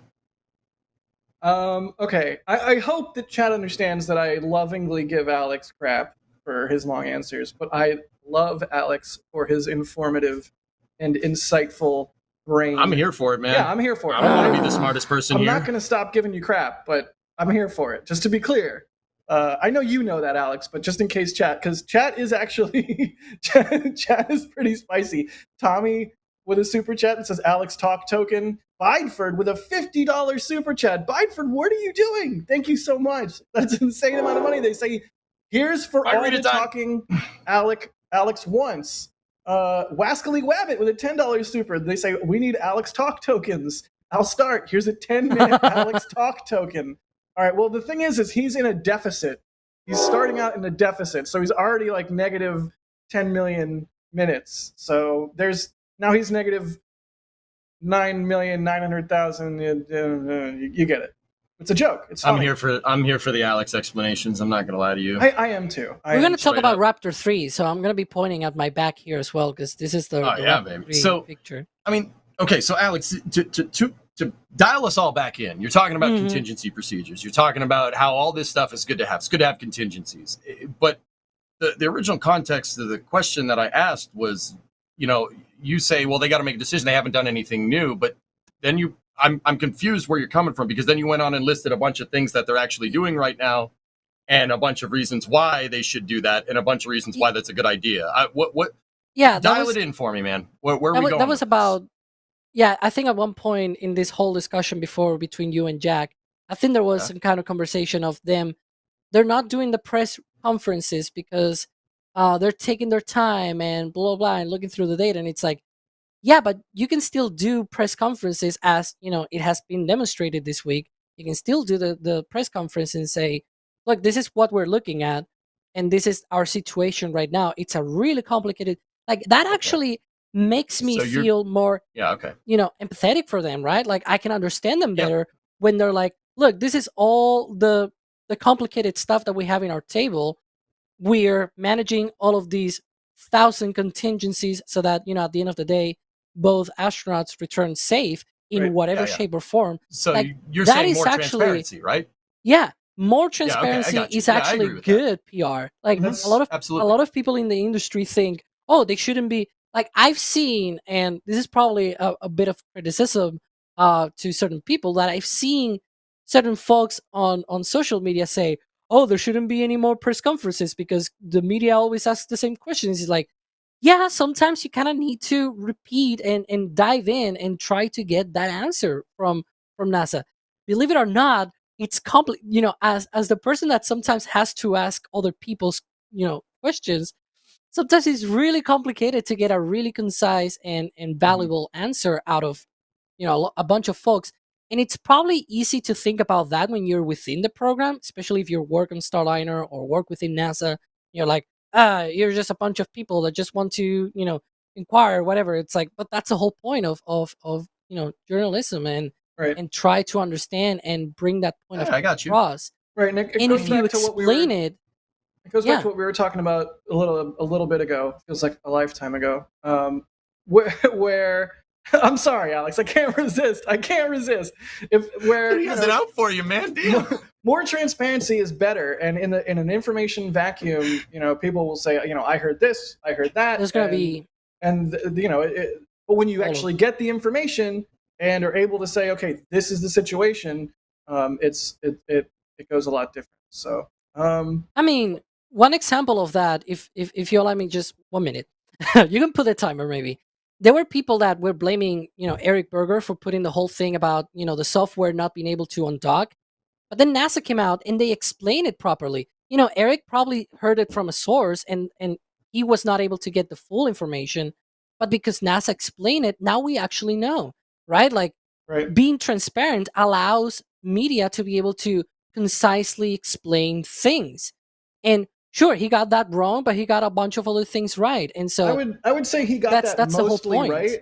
And I don't know that this is there what he was. Nuances. Yeah, I don't know that this is what he was doing. Little it details. Could be that he, it was like a game of telephone, and that's why what he reported was slightly different than what NASA said. It could also be that, and we talked about this last week, that when you get source information, sometimes you present that source information slightly differently than how you got it, so as to obfuscate the source. That is totally a thing. Sometimes I'll hear something and then I'll be like, oh, maybe they'll do this, maybe they won't, etc. And in my head, I'm like, oh, well, I know for a fact they're doing X. Like, but I don't just come right out and say that. But yeah, EJ, the dish? Are we doing the dish? What are we doing? No. Photon Empress in chat. Look. Oh, whoa, hey, what's up, Jamie? You see, transparency is great for reasonable people who can reason, but the press are not reasonable people. That hurts my feelings. It depends. That hurts my fifis. I mean, there is mainstream media has been horrible. Yes, there's unreasonable press. The mainstream media has treated this story like they're stuck. Right, like hot garbage. The headlines I've seen are ridiculous. But that is our job as actual space media and reporters who know what we're talking about. Like, we're the ones who are asking that question, and ideally, we're the ones, when we get the answers, are the ones who disseminate it to the people who actually care and hopefully can help frame the narrative in a way that those stories are seen for what they are, as sensationalist bullcrap. But well, see, here's the thing. That I'll be honest, when I don't want to fault Eric Berger for forcing NASA's hand on transparency. I think there absolutely needs to be more. But saying something like, oh, if Starliner undocked and there was a thruster malfunction that it could potentially hit the space station, I don't know, man. That's true for any spacecraft. That's true for anything. I'm not sure if that's the right way to say that, but then again, Jack, he's probably obfuscating sources. Like, I'm willing to give the guy a benefit of the doubt there. But honestly, you got to be careful about that kind of stuff, dude, because, he put this information out, and it clearly triggered NASA to put out this press conference. So what he says does carry weight with them, at least on a PR level. And I think, like I said, it's our job to make sure we get that right. And that's why, I see people grilling me up and down in the chat for like, oh, you're a Boeing fanboy. I'm not a Boeing fanboy, guys. It's about the technical analysis. Your data drives your decision making. If your data is not driving your decision making when there's two people stranded on orbit, potentially, right? You're screwed. That's not spaceflight. That's not how you do any of this. That's totally wrong. You got to be careful about this kind of stuff. Absolutely. And you know what, chat, don't grill EJ. Like, No, if- do it. No. I want dissenting opinion. To be honest with you, well, that's No, what I'm. please- That's what I'm please getting do at. it. Is if all three of us just said and thought the same thing, this wouldn't be the Flame Trench. It wouldn't be an interesting show. yeah. Like, the whole point is that we have, you know, differing viewpoints, and we're informally being spicy on a Friday night stream. Like, that's the whole point. So hopefully you're enjoying it because you're in the right place. Yeah, I said stranded, but they're Jamie's right. They're not stranded. They're conducting a fault tree analysis to make sure, to be absolutely sure that thruster is good to go, because guess what? 99% sure doesn't work in space flight. That's Right. how people get hurt. Yeah, once again, That's there's right. going You're to right. be humans riding this thing home, ideally. The problem of this, right, with the stock and stranded and everything, is that there's probably not a good analogy, for what situation they are in. Because right now it's like you cannot be called stranded. For example, like if your car is like stuck in mud, for example, you can just push back, like just get out, push, and get it off the mud, or something like that. Like when you have a solution, you're not really stuck, so to Yeah. speak, right? It's I like, mean, I just wish the here media they had have a framed solution. this whole thing. There's such an obvious way to frame this, right? And we've talked about this on previous Flame Trenches. The way to frame this is astronauts get extra time in space while Boeing figures out some issues, Exactly. some minor-ish issues with Starliner. Like, that's the story. This is probably these two astronauts' last flight. It's a test flight. They get bonus time in space. Like, who doesn't want bonus time in space? Most of the time, when you're on the ISS, your time is spent so regimented, and you're doing experiments, and you're working, and you're like, oh boy, I get 30 minutes to look out the window tomorrow, like, kind of thing. So, hooray! Extra time in space for Butch and Sonny. Like, that's a good thing. Also, they're working on getting Starliner 100. Is there a radio? What am I hearing? I don't know. Oh, it stopped. Excellent. Oh, the radar, sir. It appears to be The jammed. funny thing is, if they return on Crew 9, they're gonna be out there until February, so they're gonna be there for like 8 months, which Hey. I don't think anyone will complain about. To be fair, I mean, maybe their families, and I'm sure they, like, at a certain point, of course. extra time in space is like, well, hey, I kind of want to go home. Like, I'm missing my daughter's birthday or whatever it is. Like, I understand that. I'm not saying it's all fun and games, but yeah, like, if you told me, hey, Jack, you get to go to the ISS, I'd be like, oh my God, I've fulfilled my life's dream. And then you get to go for a week. I'd be like, oh my God, I get to go for a whole week? And then I'm up there and you're like, by the way, scheduling, blah, blah, blah. You're going to be there for 8 months. I'd be like, let's go. Like, I'd be stoked. Can you imagine missing Laika for 8 months? Oh, she would go insane. She would go utterly More. yeah, than yeah, Jesus. more insane than normal. Speaking of more insane than normal, we're still getting Alex. Oh, I thought you were tokens. going to segue to me. Sorry. Come on, Speaking of more, just insane having a than normal, conversation with you. EJ, I'm not Huh? sure. More insane than normal. Yeah. Cool. Yeah, I mean, look at me. Come on. Yeah, duh. Let's do some support and some Starliner questions and move on to our next topic. Aramel, thank you for the support. They say Starship engines are big. Yeah, that's a good quote. I still think we should name Flame Trench episodes after a thing that was said in each episode. Like, retroactively after the video is posted and we're not live anymore, we should, like, as part of the post show, determine a name for that episode. My bid for this show is Starliner Picante. Yeah. Jim, Alex is like, what? That sounds delicious. What? Jim Cabot, thank you for the super chat. They say thanks. Musical Wolves, thank you. They say, can Dragon dock to Starliner? That I don't know. Yeah. I don't see why not.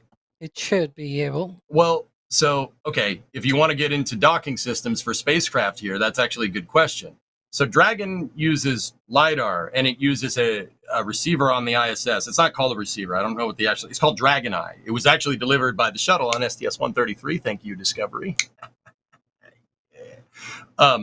So Dragon has it's bouncing back and forth between the capsule and the Dragon Eye on the ISS to dock, right? Starliner is using, I think it's called the Vesta.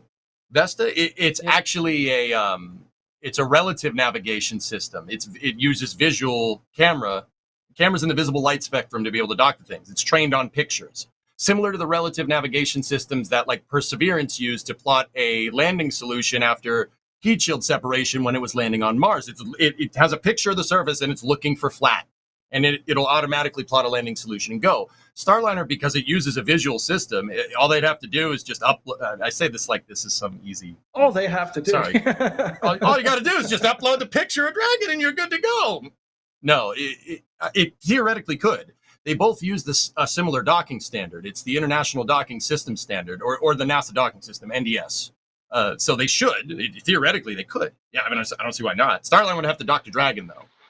I mean, unless you install a receiver, like a Dragon Eye on Starliner. But I mean, I don't know. Maybe SpaceX has something trick up their sleeve. Like, we've seen what they can cook up when no one's looking. You know what I mean? And then Starship just comes out of nowhere and lands with a hole in its wing, and it's just fine. Like, it's okay. So you never know. It could be. Fair. GM. Okay, Kevin. What is that radio sound? Is that going through the program? What is going on? Oh, so you can talk last week, but you can't talk this week. Okay. GMG. I actually think it's my headset. That was very loud. You're very loud, by the way. Hi. Sorry. GMG3, thanks for gifting 10 Red Team memberships. That's very awesome of you. If you got a membership, be sure to thank them. And also be sure to check out all your sweet member perks. Minor Downfall, thanks for the support. They say, hey, NASA could use some Ariane 6 maybe. I feel like we get one of these every week. Maybe. Ander Zom, thanks for becoming a Capcom member. Again, at Capcom level and above, you get Discord access. Pop into the Discord and say, hey, there's a channel for Starship, a channel for SpaceX, a channel for all kinds of things, both rockets, food, gaming, maker, space kind of stuff. Just channels in which we yell about crabs because they're invading Starbase. It's really good. Remember Hey, that was one time, all right? That was one time. Relax. It's funny because we have, for lack of a better term, crabbed out the member Discord multiple times, and so when the crab migration happened and we were all changing our names in the member Discord to crab related things, there was regulars or like longtime members who were popping in and being like, oh hey, we're doing another crab thing. And it's like, yeah buddy, crab up. Dear. The member Discord rules. You didn't crab up, dude. Like, why didn't you crab up? What's wrong with you? You're talking to me. I didn't want to. But I don't crab. But peer pressure. Yeah. Am I still really loud? No, you're good. Okay, so Photon Empress says that, the receiving ring on each spacecraft would be the wrong gender. I don't think they can dock to each other without an adapter. Aha. It's an androgynous system, though. I thought IDSS was androgynous. Yeah, it's derived from the androgynous. It's APAS, essentially, and the first A is androgynous. So it's like, you just, those petals, they just contact each other and you just, like, if you see the docking port on the ISS, it's essentially the same shape. You just, it's like rotated so that you just, there's like three petals. One capsule, one capsule might have to be upside down. You know what I mean? Like that for them to attach. But yes, right, like Apollo Soyuz. It was actually derived from that system. That was the Apollo Soyuz. Was APAS 775, then APAS 86 was used on Buran for Mir, and that was used on Shuttle Mir. And then Shuttle had an upgrade. I think it's APAS 95. APAS 95, right? Yeah, there you go. And then the APAS 95 was... APAS 95 was the best APAS. When they did APAS at the end of the day, that was just not... You're ruining my Windows joke, Alex. Dragon has Apollo and Soyuz technology. There you go. Thank you. Soviet technology. Moldy Space Industries. Hi, Star. Hi. We match. Hi. In chat is saying, I thought the determination between active and passive was software for the docking ports. Been playing too much KSP where the NDS just... Nice. Androgynous peripheral attach system. There you go. Nice. Mm-hmm. I knew the first A was that. M. Cassine says, please stop gaslighting, Alex. We want to hear all opinions. I know you want bacon ASAP, but please, good sir. Alex, are we gaslighting you? Bacon. Are we gaslighting you, Alex? We're definitely mean, not gaslighting you, Alex. That's me gaslighting you about You that. two also had the opportunity of being here last week. I was not able to be here last week, so I wanted to do my best. Good deal. Lars Edblum, thanks for gifting a Red Team membership. Adrian, thanks for gifting a Red Team membership. Flawed Perspective, thank you for the super chat. They say, Gripe Fund, how does Alex feel about NASA/Boeing complaining about the physics in the presser? I don't know. Your name is Alex. Your name is Alex Physics. I have no idea. I don't Probably know. because of the whole heating thing. I'm not sure what exactly they complained about in terms of physics. Actually, you guys want to hear something interesting about those thrusters? So the I thrusters that are on. I don't really like hearing interesting things about thrusters. So. All right, cool. What's next then? No, please go ahead. I actually.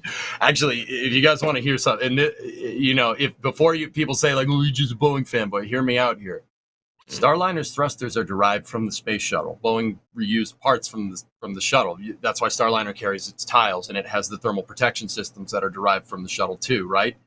I actually went on NTRS because I was wondering about this because I'm a huge nerd and I have no life. That's NASA Technical Report Server. I had my chat do some digging with, and we looked through it on a stream a little bit earlier this week. And believe it or not, they had seal degradation and thermal problems on STS-32. There's a whole PDF about it. And as far as I can tell, the thrusters are similar. So, I mean, not the best case, unless I'm mistaken that those thrusters are similar. They had these problems on the shuttle, which Steve Stitch has said that they've had thruster problems on the shuttle in some of the press conferences too. So, I mean, take that information for what it's worth. You know what I mean? Yeah. Sorry, I'm a little bit distracted by chat right now. No, it's fair. Booster 1058 says more Alex, more better. Agreed. Hellstar 86 says transferring some of Sawyer's pun tokens for Alex, but they don't transfer as pun tokens. There's a conversion between American and Spain so that they turn into talk tokens for you. Don't think you can be making Sawyer puns. European tokens. Yeah, there you go. No, focus. Tommy says, we like full answers, not the stubby answers. Thank you for the super. All right, let's do viewer Starliner questions before we move on and talk about the thing that I'm scrolling to see what's next, which is China space debris. First viewer Starliner question. Christian is asking, how long can Starliner stay in space? Any components that are not able to stay online without service? I think the main thing was the batteries. I could be wrong. Who wants to take this one? All right, good talk. Okay. Yeah, it was the batteries. I thought you were going to hand it to Alex, honestly. Repeat the question, sir. Oh, God, where did it go? Come back. You get What's back. the limit for, where did it go? Starliner here we go. to be... Yeah, Christian asking, how long can Starliner stay in space? Any components that are not able to stay online without service? ? Well, fault tree analysis is my phrase of the day. In part of fault tree analysis, part of that is, once again, discussing the contingencies that we're talking about, but part of that is also making sure that your batteries don't break or other components. It's assessed on an on-need basis, so they're kind of, the batteries are rated for a certain amount of time, and then when they get to that time, they say, okay, let's look at the health of these things. Okay, they haven't degraded very much, or a component hasn't messed up, so we can keep them on orbit. I mean, that's basically what they've been doing. And like I said, they've said that in the press conferences too, that they're looking at other components to make sure that there's no bottleneck here that's going to basically force a flight rationale decision before you have the problem sorted. Or you say the problem sorted. It's not about having the problem sorted. It's about having it understood. You're not fixing the dang capsule when it's up there while it's attached to the space station with hypergolic propellants. You're not fixing it. You got to understand what's going on. That's the important thing here. Understanding is the whole root of this entire debate that we're having.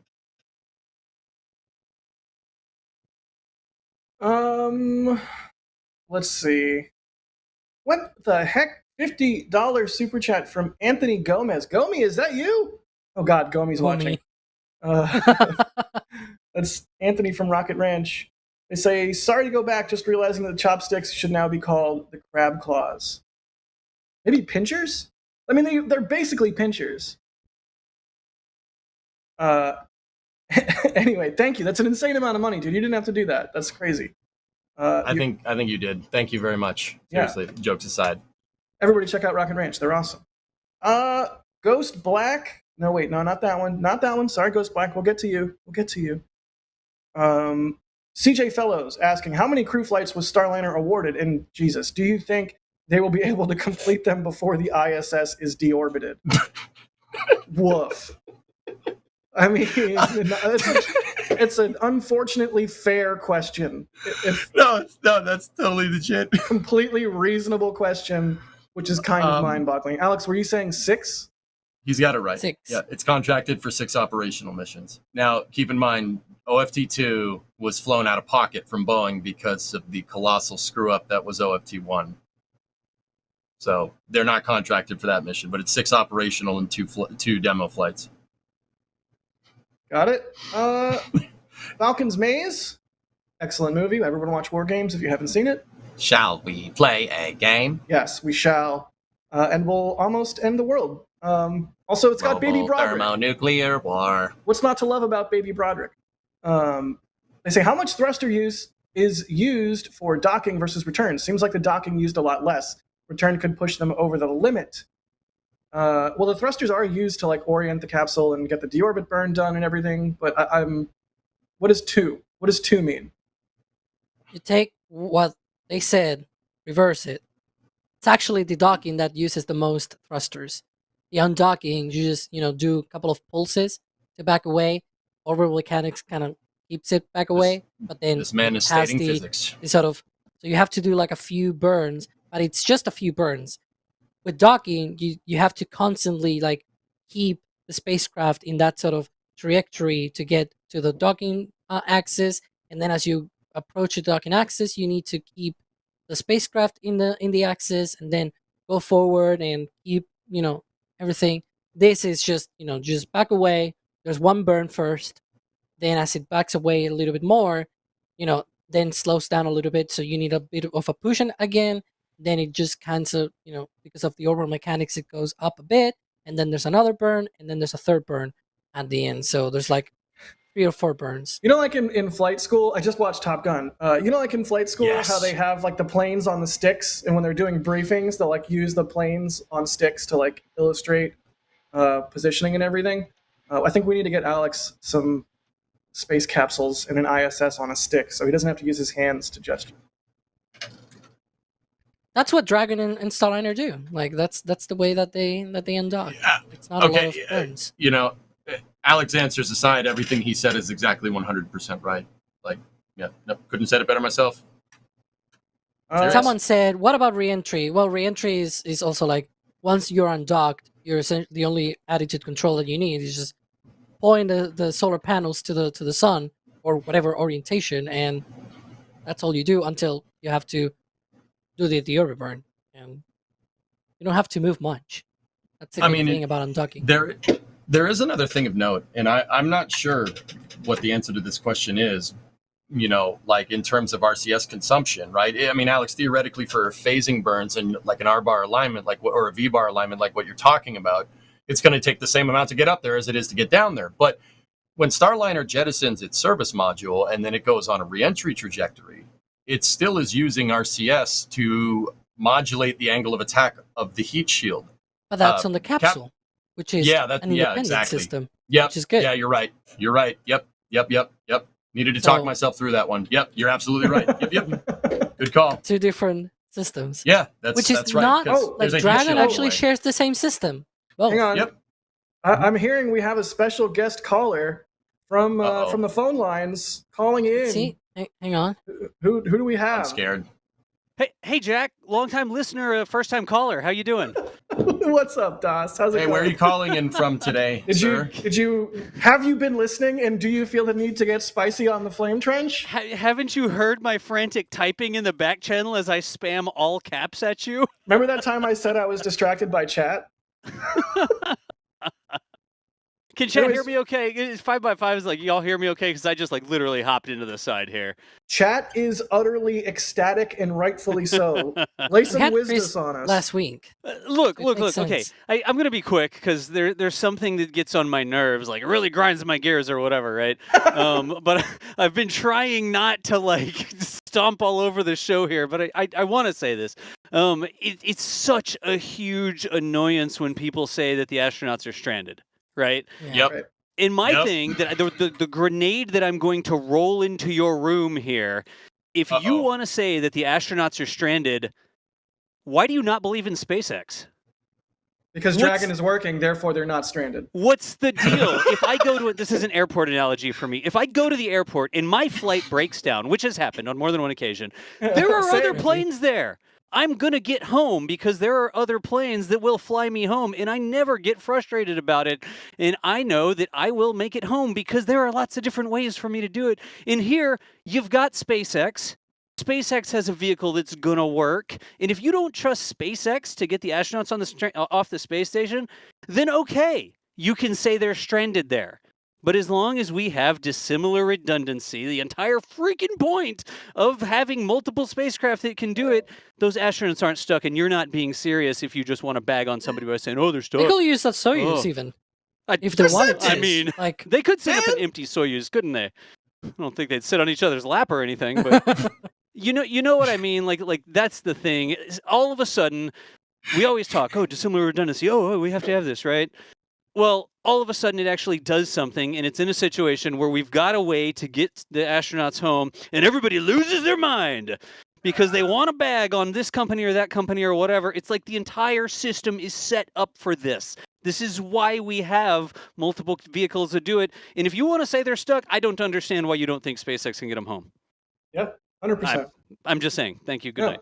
Preach to the choir. Thank you for That's what I thank you said. for popping in. And How come when you say it, everybody agrees with you? When I say it, I get called a Boeing fanboy. The heck is this? I had a graph, EJ. I said the same thing you said. I just used a graph.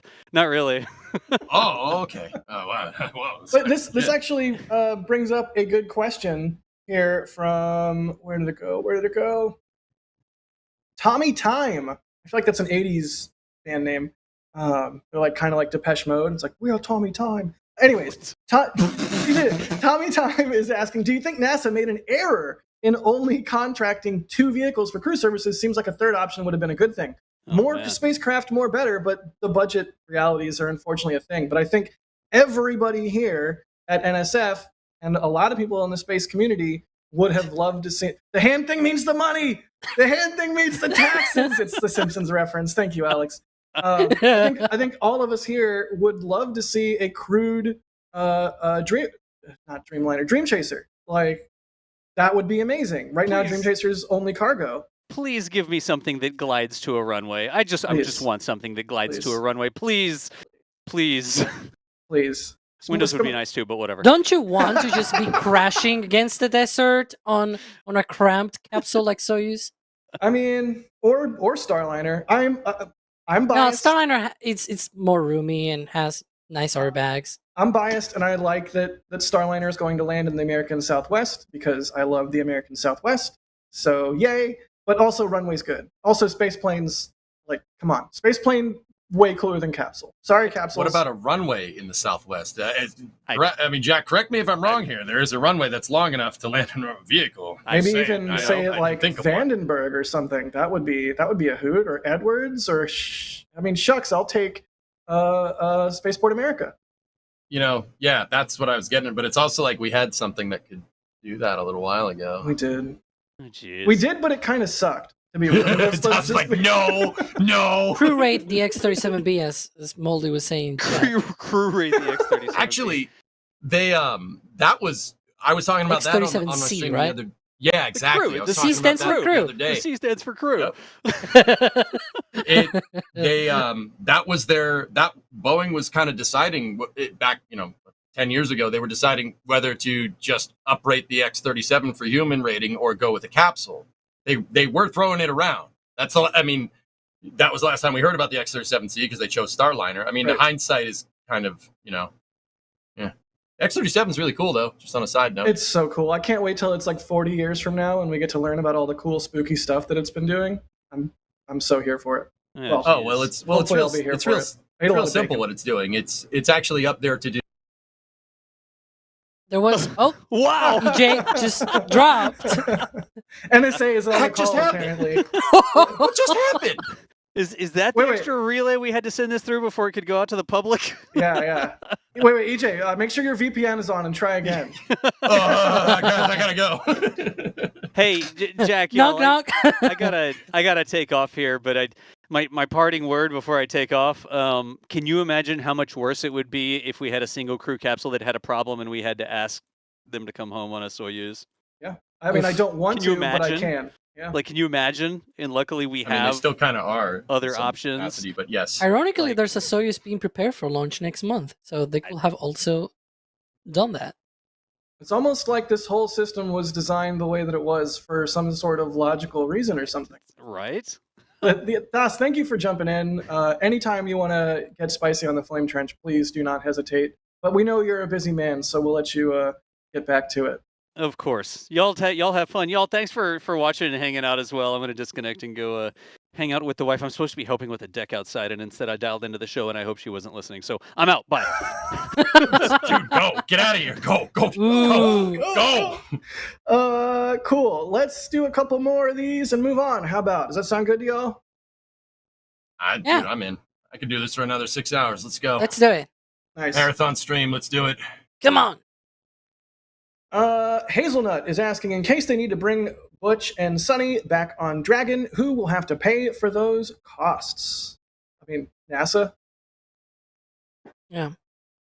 I mean, NASA already paid for the Crew 9 mission. That's why the contingency procedure is to launch Crew 9 with 2 people. You already paid for it. And they have already the So- task orders in place, so they're being paid for that. Yep. There you go. Bro, EJ, I don't know if you're looking at chat right now, but you got absolutely bodied by by Bergen. He said, wait. He says they took him off screen so Boeing PR people could hand him another bullet point list. Right. Dude. Chris can be so savage sometimes, and like he That's funny, doesn't do man. it all the time. So whenever it happens, it's like it really has impact. Like, dude, all right, okay. Side note, I think these jokes, the Starliner jokes are pretty funny. Like, I have to admit, some of them are like, there's some pretty dank memes being posted out there about Starliner. Yeah, pretty funny, dude. They do make me laugh for what it's worth. That's one thing about the hellhole that is the internet, is the memes tend to be pretty fire whenever something goes wrong. Pretty. Well, dank, this is the pretty flame dank change, memes. right? So expect fire. Yes, Alex. Good Yep. job. Yeah, you don't get. You remember, the Sawyer tokens you got are not pun tokens. Just making sure you understand that. And Kyler is asking, if their analytical model was wrong on Starliner's nominal mode of operation, how can they be sure of their emergency mode of operation analytical model? I mean, because the reality of this Emergency situation mode? is that they're like, so he's talking, the context I believe is an emergency contingency. So NASA has been saying this entire time they can come back whenever they want. So right now, if we're going to talk in terms of percentages, no, I don't know the percentages. Maybe they should be more transparent about this. I don't know. Say, just for example, they are like 95% sure that they could come back. That is an overwhelmingly high probability. That remaining 5% is what they're trying to figure out now. They're trying to figure that out because it's a test flight. 95% sure isn't good for a test flight. That's not what you want. Because remember, these test flights that they fly, a crew certification mission, you go, if you want to go with SpaceX, the DM1 mission, these test flights, the way it's set up is like you don't ideally want to, and I say ideally, operative word, you don't want to learn anything during these test flights. They should go smoothly. It's like taking a final exam, like in school. You don't want to learn anything new. You'll probably always learn something new when you fly any spacecraft at all. In fact, SpaceX's iterative flight rate, they're always learning something. That's the whole point. Pretty obvious, right? But, these final test flights are supposed to get you to that 98, 99% of like certainty, right? Right. Now, in this particular case, they learned something new. They're 95% sure they'll be okay. But that 95% sure doesn't work very well when there's people involved. You know what I mean? Right. That's not It's not how we. It's not how we play the game. We don't gamble with people's lives, even if it's 95%. It's not Kerbal. It's not like, yeah, Jeb will probably make it home. He'll probably be fine. Like, Right. no. I mean, probably doesn't work, especially with a test flight. You really need to understand what's going on. when My Kerbals on Eve, absolutely stranded, 100% stranded. No way for them to get home. No contingency. No backup spacecraft. They're just there. Very Should've different designed it better. situation. I mean, I usually liken this as, you know, if you were in a really dire, dangerous situation where your only way of escaping is like you have to hang on to a rope with thorns, for example, or something like that. Yep. Would you hang on to it or risk the like a most likely death, essentially, right? It's like, heck, I'm gonna grab onto that rope even if I bleed and you know and it's hurting me. Right. But there's at least a possibility for me to still keep being alive with that. And so that's what you take. If you know, sure, Starliner might not be the best way to return, but if you're in a really dire situation where you really need to get out of that station and come home, you're gonna take that. You're gonna take that over, you know, but you know, most likely chances of I mean, they not even said going that through. in the presser, right? Is like the Starliner is still good to go for like an emergency crew return if the station needs to be evacuated or it becomes uninhabitable. And that's because, you know, they're slightly more risk tolerant in that situation because it's either die on a failing space station or ride a capsule back that you're pretty sure will be fine. So yeah, makes sense. Okay, I think we're basically good on Starliner. Sorry. I'm sorry. No, I'm not. So messed up. Stockliner. Okay, There are no stuck. flawed perspective. Thank you for the super chat. They say, why is stuff you send in a ship called cargo, but stuff you send in a car called a shipment? I'm still confused. I really want to derail on Why this. do you park in a driveway? I mean, how does positive traction work on a 72 Plymouth? It just does. All right, man. it just is does. Is it mint green? Is it a mint green Plymouth? Metallic mint green paint. Michelin Model XGV 75R14. I love it. Don't ask me why I know that. You know, I got two My Cousin Vinny references now. One of the best things about that movie is I forget who played the wife, but she's like, yeah, I look pretty, I'm the wife, but also I'm smart, and I'm going to tell you about positive traction, stupid jury and judge. Like, what a good movie. Dude, the best part of that movie, I've said this a bajillion times, the best part of that movie is that everything she said about cars is 100% accurate. Right. Particularly about ignition timing, debuts of certain engines. It's a trick question. That's all 100% right. That's why that movie is king. You can tell that the person that wrote the script, like, actually was a car person. Let's see. Yeah, I think we move on. I mean, I think we've covered Starliner front to back and 6 ways from Sunday. So, Alex, tell us about China spewing debris into orbit. Yay! I don't know why it went with yay. It's not good. Yeah, it's really so not good. Yeah, that's the footage of the launch. The launch happened pretty much, you know, without issues. The rocket lifted off, put all the satellites into orbit. It was a batch of, you know, like Chinese Starlinks, if you will. It's like their own version of Starlink. And the problem is, after that release of those satellites, that upper stage broke up in orbit. We don't know what caused it. It could be many different things, of course. And we may talk about, you know, potential reasons for that. But this is already the 4th time in the 7 launches that this rocket has undergone that an upper stage of a Long March 6A rocket has broke up in orbit. And that's sort of the early tracking from U.S. Space Command. They tracked 300 pieces. I believe now that is up to over 700 pieces. You know, as time goes by, they're able to you know, track more of the pieces because they are able to look for longer. And yeah, that's a lot of pieces, and they are really high orbit. So they are about 800 kilometers on average. Because of that explosion, essentially, some of them have gone to a higher orbit, some of them have gone to a lower orbit. but on average around 800 kilometers. And the problem is, it being so high up in orbit, there's still atmosphere and there's some drag there. The problem is, it's really, really, really tenuous. It's not really like, for example, at 400 kilometers, like the ISS, that's half the altitude. It's a lot thicker, and you actually have to do reboosts and things like that.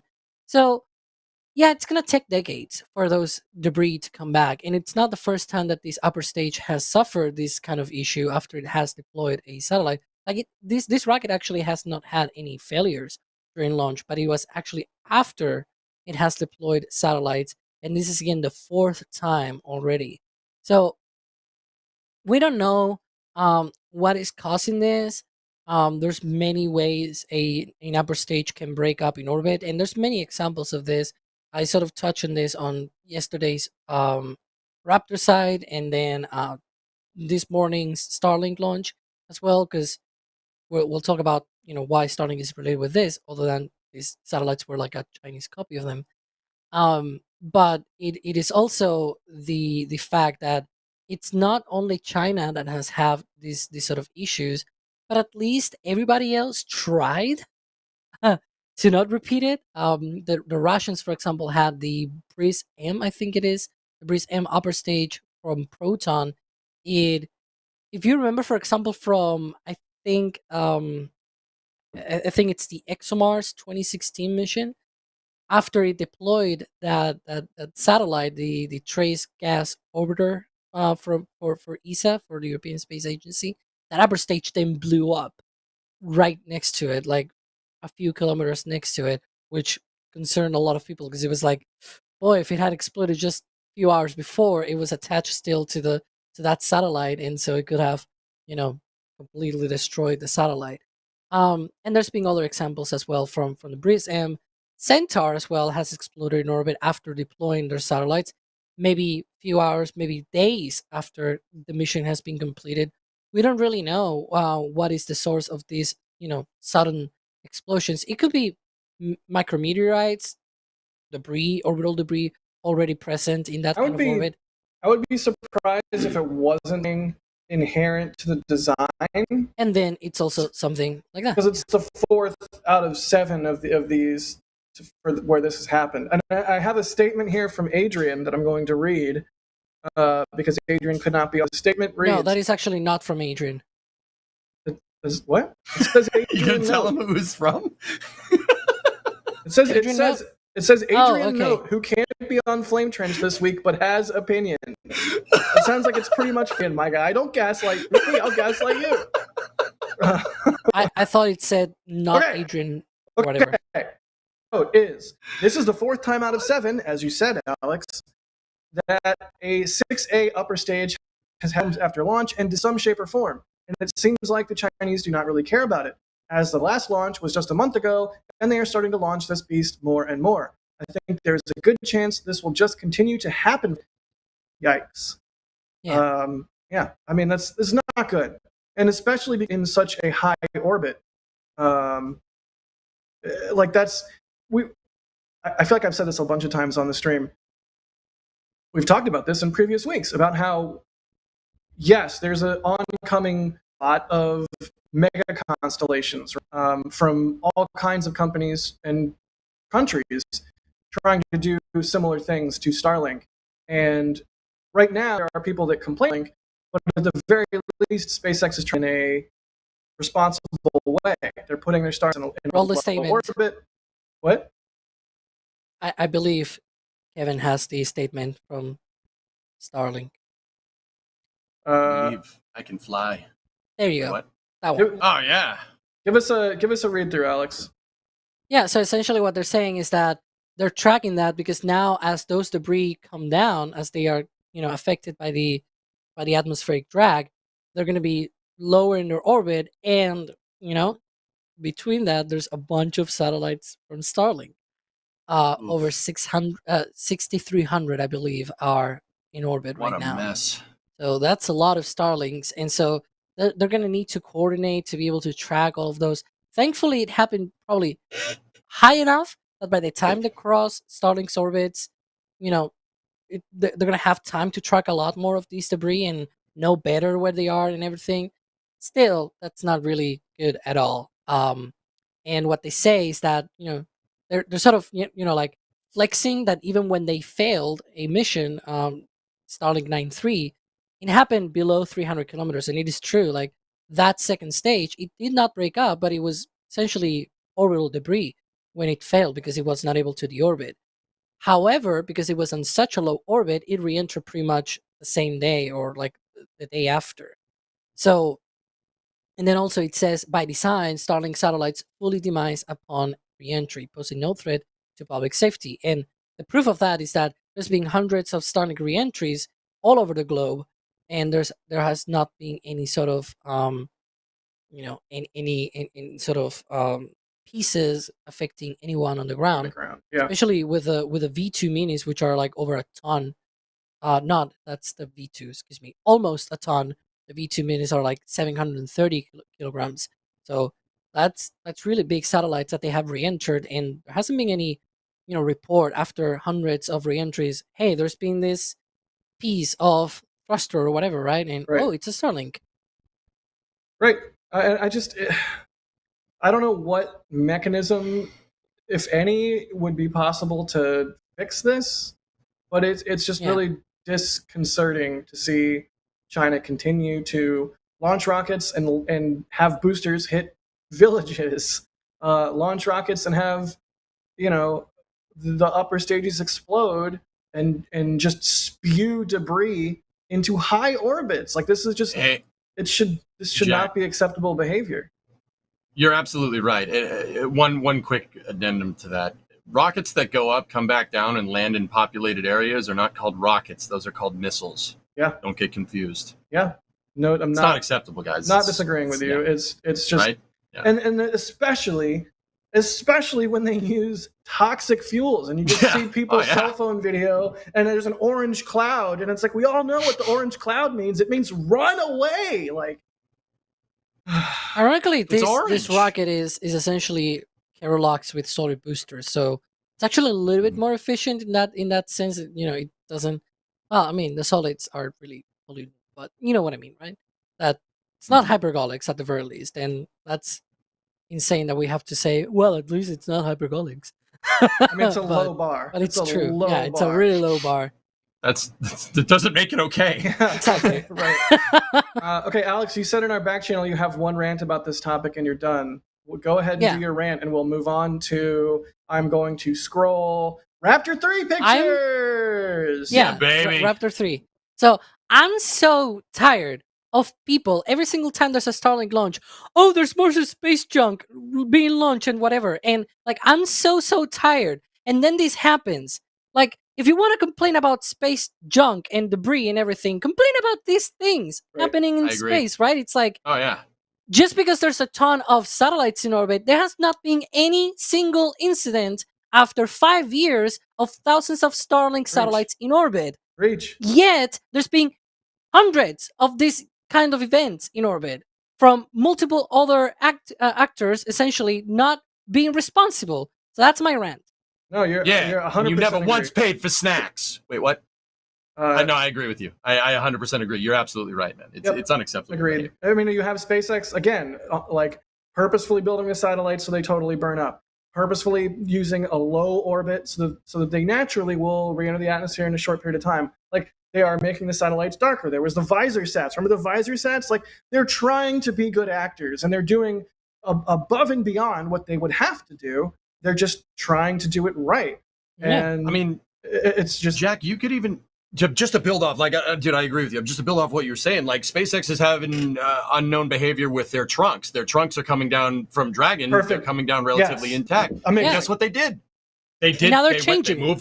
They changed it because that's unacceptable behavior when you're on the main stage That's what of Spaceflight. everybody that is, little bit of smart and sane, needs to do in space. Like, that's the whole thing. Like, I don't know. No, it just it's frustrating. makes me go nuts because I've seen a lot of people saying all of this, and then it's like, no, that's not the whole point. Right. Well, that's our job in part. one part of our job is to be spicy. One part of our job is to hopefully, get the word out there on and contextualize these things so that people can be more informed, and hopefully And now you know. entertained. And knowing is half the battle. Someone said in chat, anybody noted how Alex finished his rant exactly on the 0 of the counter? I did notice that. Good job. What was I gonna say? I don't remember. I remember what I was gonna say. Anyways, let's I think let's put a pin in it. Like, boo, Long March 6A. I don't. No, it's yeah. I mean, dude. I like looking at both sides of the situation. There's no both sides of the situation here. That's unacceptable. Right. Just not acceptable behavior. Yeah. There's no, just no. That's it. No, don't do that again. And like these things happen, of course, but at least other actors, again, as I was saying, like it has happened with the Breeze upper stage, the Centaur upper stage, where after multiple of these events, the companies have been like, let's fix this, right? Because it's not normal that you just let it happen, but somehow other people do let it happen. It's just a huge point of going to space is improving life on Earth. That's what you're supposed to do. That's what going to space is for. I mean, it's about exploration, it's about scientific discovery, and it's about making our lives on Earth better. GPS, telecommunications, satellite where there's no cell signal, weather forecasting. I mean, hello, if anybody lives in a place where there's hurricanes, hey, guess what's really important? Weather forecasting that's accurate and has enough lead time so that you can get the heck out of Dodge when a big honking hurricane's coming right at your face. Like, you ain't lying. There's just so many things that we're supposed to be using this resource, the vast beautifulness of space, to improve our life here on Earth and hopefully begin to better protect this jewel of a planet that we live on. And then you have bad actors who are Anyways, you all get it. I think let's destroy satellites in orbit with a weapon, because why not? Okay, let's talk about something happy and cool, because SpaceX released pictures of Raptor 3, and it's actually cool. Like, it's frosty. Like the cooling on it clearly some of it is really, really Part well. of it's frosty. So Alex, tell us about Raptor 3. This is a partially assembled engine, right? There's no possible way that could be a complete engine firing on a test stand. Oh, wait. I remember, when last week, because it's actually being between the two flame trenches that all of this has happened, where last Saturday, I think it was, the first picture was actually on Friday, but then on Saturday, SpaceX published more pictures. And a lot of people, including certain CEOs, were saying that it was a partially assembled engine, and here it is. I mean, it's right behind me. Hang on, here. It's firing. It's a partially assembled engine. It's firing, right? It's not partially assembled. That's essentially how it's being redesigned. That Raptor 3 is an evolution of the Raptor 1 and Raptor 2. There's more pictures, I believe, that show. I think there's one from Elon, where it shows also the pre-burner side, because a lot of people were saying, oh, but this side doesn't have the other bits. And it's like, yeah, well, that's how Raptor works. You have the central part, and then you have the fuel, turbo pumps, and pre-burner and everything all on the side. So, of course, this side of the engine doesn't have that. But for that, you need the other side. Lower, the other that one. Yeah, I'm seeing it on our preview. I was trying to help. But yeah, that's the one. And you can see it there, sort of on the side. That's where the pre-burner and the and all of the things for the methane side. But you can see it's very frosty, and that is part of the design as well of Raptor 3. Don't get me wrong, though. Raptor 2 and Raptor 1 also got frosty, because there's frosty pipes there. Essentially, you have all of the cooling lines for the methane and everything. There's a bunch of things that need to be cooled with the methane. But this Raptor 3 engine has even more integrated systems that need even more cooling. So you see a lot more frost than you will see, for example, on 2 or 1. So that is, thank you. For example, the bits that are not cooled, it's because there are return lines. So the whole thing works that you have from the upper right, that's where the liquid methane comes in. Yep. That's essentially the side for the liquid methane. It's where the pump is to the side, up to the right. And it comes down that tube. It absorbs the heat from the combustion chamber and other parts, and then sends that heated methane back into the tank, where it's used for autogenous pressurization. Well, and also burned. exactly. So you can see the top of the nozzle has this sort of ring that is not frosty. That is because it has the heated methane. The methane has gone through cooling channels on the nozzle, and then it returns back up. It goes around that ring, and then there's like two tubes. You can actually see one of them on the left and one on the right. And so the one on the right, I believe it goes back to one of the oxidizer preburners. So essentially sending hot methane to the oxidizer preburner. And then the big one, the big pipe on the left, that goes up, and then it joins the methane preburner that's heated methane going into the whole system. And then you can see up on there's another ring of not frosty Right.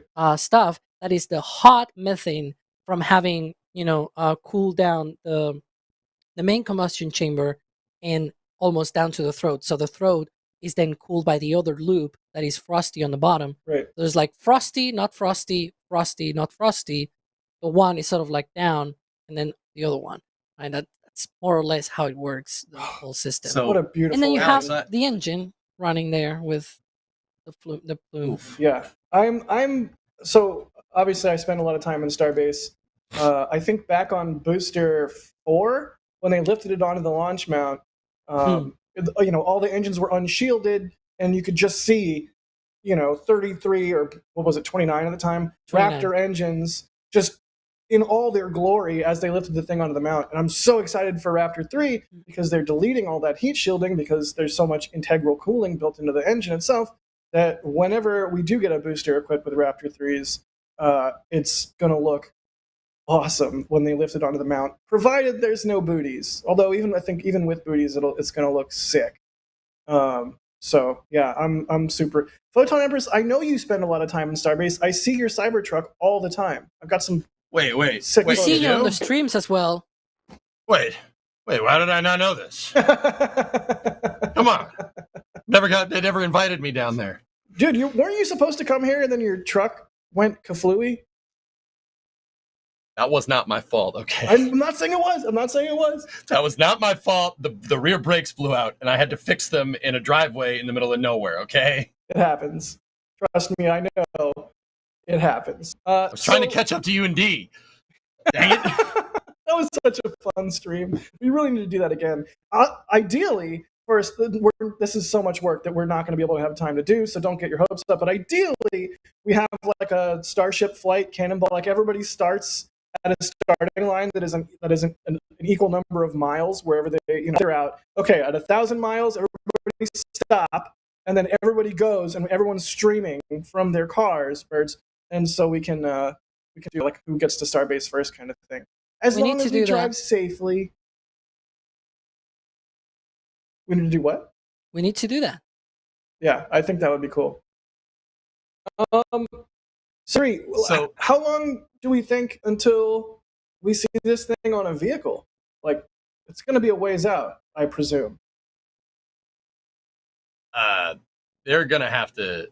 I mean, they're test firing. I mean, SpaceX goes fast. They Really, EJ? Thanks for that poignant point. Thank you. That's great. Good job, man. Oh, No, they're throwing it SpaceX at me. Okay. Oh, cool. Then EJ, go. Wait, what? Hello? I'm going to talk. What do you mean it took too long to talk? not you. It's Well, good. EJ was starting to talk, so I let him talk. Come on. Yeah. Yeah. You being all right? I mean, Alex, I think we're going to be both in agreement here. It's going to be sooner rather than later. I mean, it's just with the scale the industrial scale that SpaceX has set up here with rocket manufacturing. Yeah, it's gonna happen sooner or later. By the end of the year, maybe. I'm throwing that out there completely off the cuff. This was Raptor 3 serial number 1, which I suspect will be tested to destruction. But yeah, I don't know. Maybe by the end of the year, that'd be really interesting. Like booster wise, what booster number would you expect to see Raptor 3s installed on? Like we're at booster 15 is getting stacked right now in the high bay. It's the most current booster that we've seen parts for, and that is still Raptor V2. You know, one of the things that I've sort of tried to guess for a long time with this whole thing is that when SpaceX released the numbers for version 2 and version 3, Right. version 3 did look like, it was going to be using Raptor 3. But version 2, it was like a really scaled down version of Raptor 3, because it was like when you did the numbers on the thrust levels that they needed to run the engine, it was like something like 250 tons or something like that. And so it's like that's a lot lower than what they had advertised with Raptor 3, which is 280 tons of thrust. But then you can expect, right, that at first they're probably going to be running them not at the maximum thrust levels, but probably lower, so that they can go nice with the engine and get a lot of data with it. The problem is all of the boosters that we have seen right now, they are not either version 2 or version 3 or whatever. Booster 15 is still version 1. Sure, it's different than booster 12, 13, or whatever, but it just, it's because every single booster has some kind of little differences here and there, incremental differences. In order to see a big change, we really need to see a big change as well on the hardware. And so far, booster 15 is just like 12, 13, and 14. Even the engine section is pretty much the same as well. We haven't really, well, except for the landing tank on the liquid oxygen tank, but Right. that can be bunched up on all of the little changes that they usually do, right? Right. We also saw a Raptor. So on the pictures that SpaceX showed, there was a Raptor 2 that was up to, I think it was 569 or something like that, which is Nice. a lot more engines. Like that's about 200 engines from what we have seen already on ships and boosters. So potentially they have 200 engines. That's probably like what, 5 or 6 boosters or something like that. Like that's a lot of engines. They probably have enough engines right now, Raptor 2s, to be able to go through all of the remaining version 1 boosters.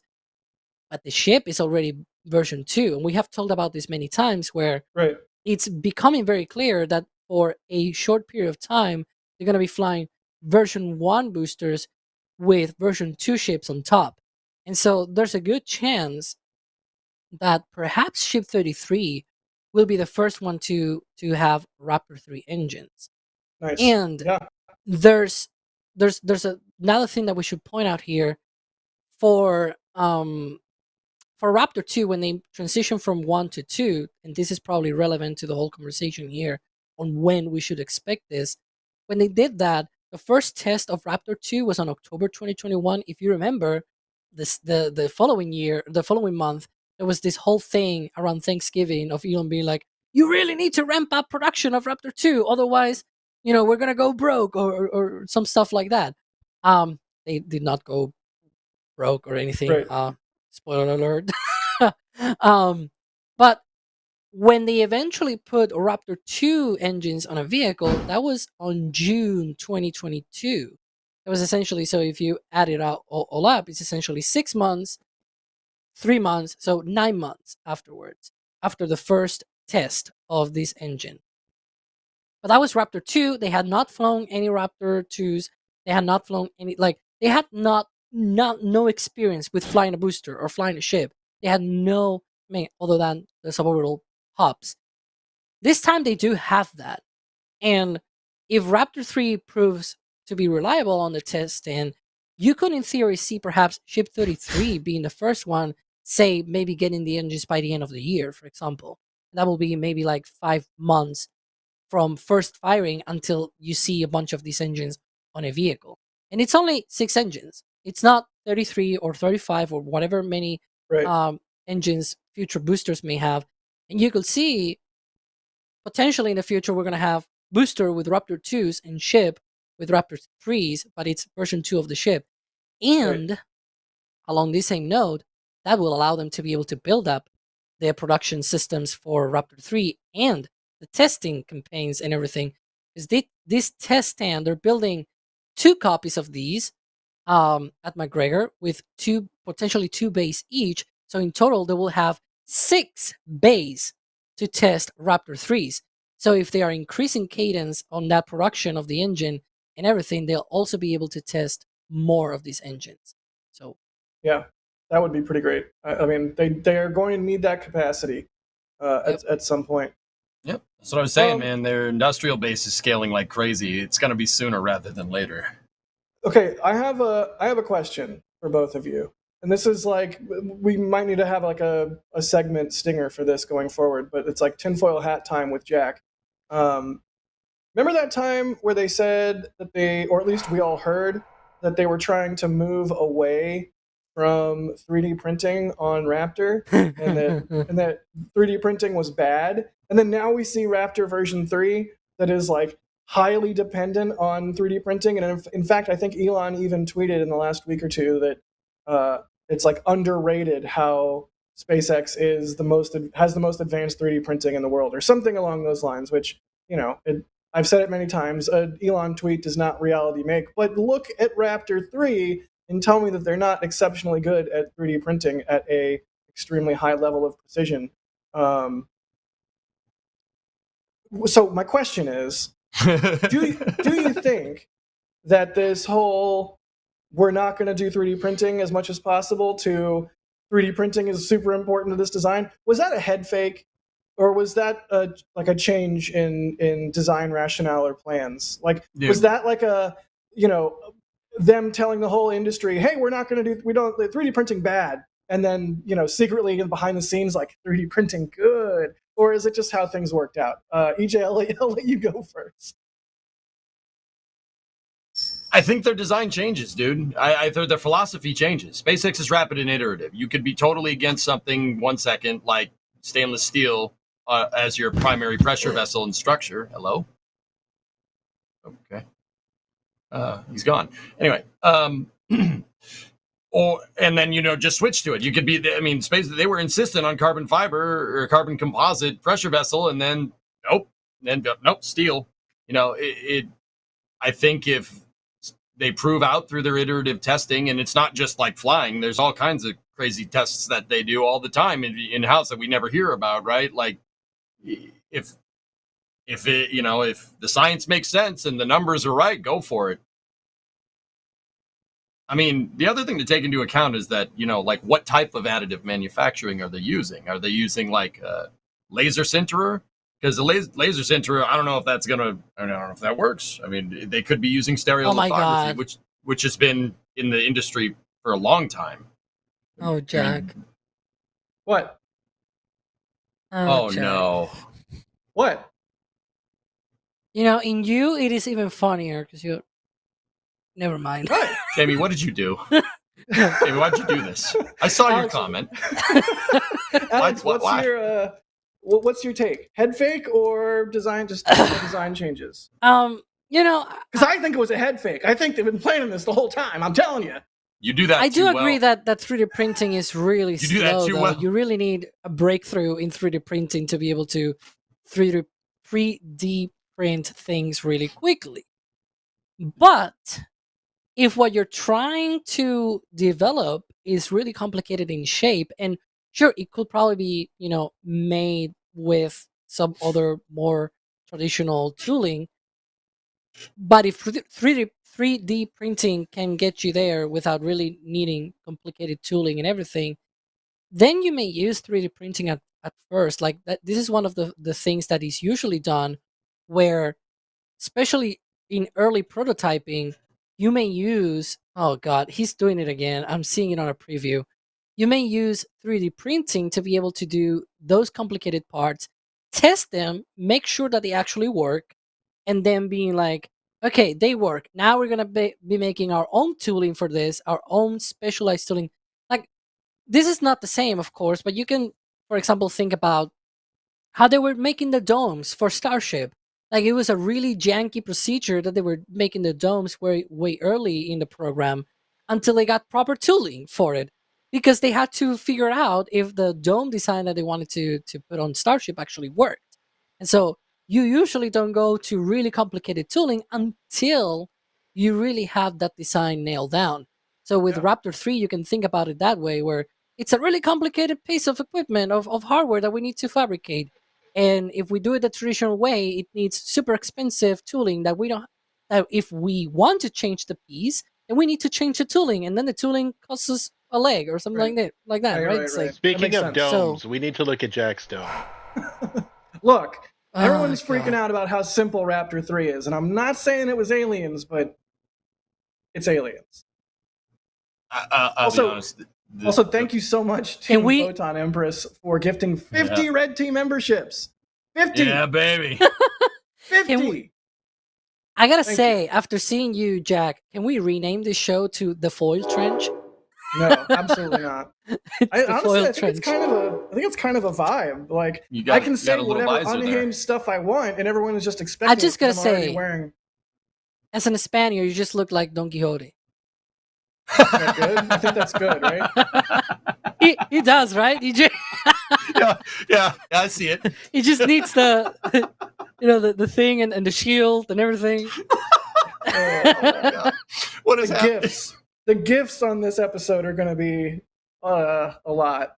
I might regret doing that, but you know what? I'm gonna So make be that it. my profile picture. Oh God, maybe I should make it mine. Just make it my Twitter profile. picture. Do it. You I'm- won't. All Come on, right. chat. Come on, chat. If you gift enough subs, he'll do it. I swear. I mean, We're streaming on the internet. Trust me. I've done this for a long time. I still haven't shaved my beard because Alex said on stream that I couldn't shave it until after Flight 5. So that's why you're getting the lumberjack back. Lumberjack. Oh. Yeah. But seriously, thank you, Jamie. That was insane. 50 memberships. Make sure you thank Jamie in chat. That's Photon Empress. That's a lot of people Space- now that will have Space Pope. Yes, Alex, 50. That's a lot of people. a lot of people. Ooh. Space Pope. Also with a $50 super chat. Thank you so much. They say Jack's hat is Pope approved. That is insane. Thank you. Musical Wolves with a super chat saying Raptor 3 looks too clean, and also with a super chat saying, any guess on how much longer till Raptor 3 will be used? I think we talked about that a little bit. Oh God, there's already an emoji or a react. Yep. Oh no, there's a Discord react. Yeah, if you're on Discord, you can use that one. Why do I do this? Why do I do this to myself? Hey, if I have emojis, you should also have one. It's not like I don't. There's a bunch of Jack emojis. That's true. There's so many. Eric Frazier, thanks for gifting a Red Team membership. Tommy, thank you for the super chat saying rant tokens. Telstar86 also with a rant Good token name. for Alex. I think people were appreciating the rant, Alex. I know I was. Telstar86 with another super chat. Ninja Decimator. Pew, pew, Pew, pew, pew, There you go. Kevin. With a super chat asking EJ, we asked the manager. The manager came in and told us the same thing, and we believe Das. Das has manager powers. Yeah, That's from earlier. you're absolutely right. Yeah, no, that's fair. Das could sell a ketchup popsicle to a woman in a white dress. He is absolutely magical. White gloves, man. Damn. What? Never mind. I'm sorry. Reference. And Tommy boy? also Ninja Decimator. Pew pew pew. With another super chat. It's so loud. Saying insert Simpsons movie jingle. Dome Depot. Because the word dome. So Kevin, while we were ranting and I was running into the kitchen to grab tinfoil for no particular reason. Dude, you were gone. I was like, where'd he go? He's gone. All right. Kevin was showing on camera a new video that we just put out that I think is absolutely fantastic. It goes over all of the stuff that we have been able to discern from the new Water. environmental assessment. I know he's been playing it before, Ryan. That's what I said. That's what we said. I, for one, am is here Ryan for even Ryan's watching? video. No, I he's know not on watching. I know he's mean, but is he even watch? But yeah, it's a really fantastic video that breaks down all of this stuff, right, Alex? Yeah, a 150. What? What? No! Don't show that. It's a 143 document. They made me analyze it. I was basically locked in a room with a bunch of pizza slices, and I had to come out 48 hours later with a script, or else I'm gonna be fired. No, that actually did not happen. It was did, though. actually 36 hours. Anyways. See? But yeah, we wanted to make a video out of it because every single time there's one of these documents, there's a bunch of information that is containing those. And let's be honest, not everybody has the time to look through a 143 page document. And nobody can tell me that they can take less than 28 minutes to be able to read through it. Instead, you can have a much shorter version of that, going essentially down to the essential bits, watching that video, where we go through all of the important stuff. Why is it needed? Like, oh my God, there's another environmental assessment. FA, right? You usually have this kind of comments. It's so actually it's like, a well, good this is thing, why. Yeah. Because in a lot of ways, they are, this is setting the groundwork for Starship version 2 and Starship version 3 so that hopefully when we get to that point, they don't have to go through this process again, which is a really good thing. But yeah, go check out that video. It's amazing. The team worked really hard to put it together as fast as possible, and it breaks down everything that we can sort of discern from that assessment.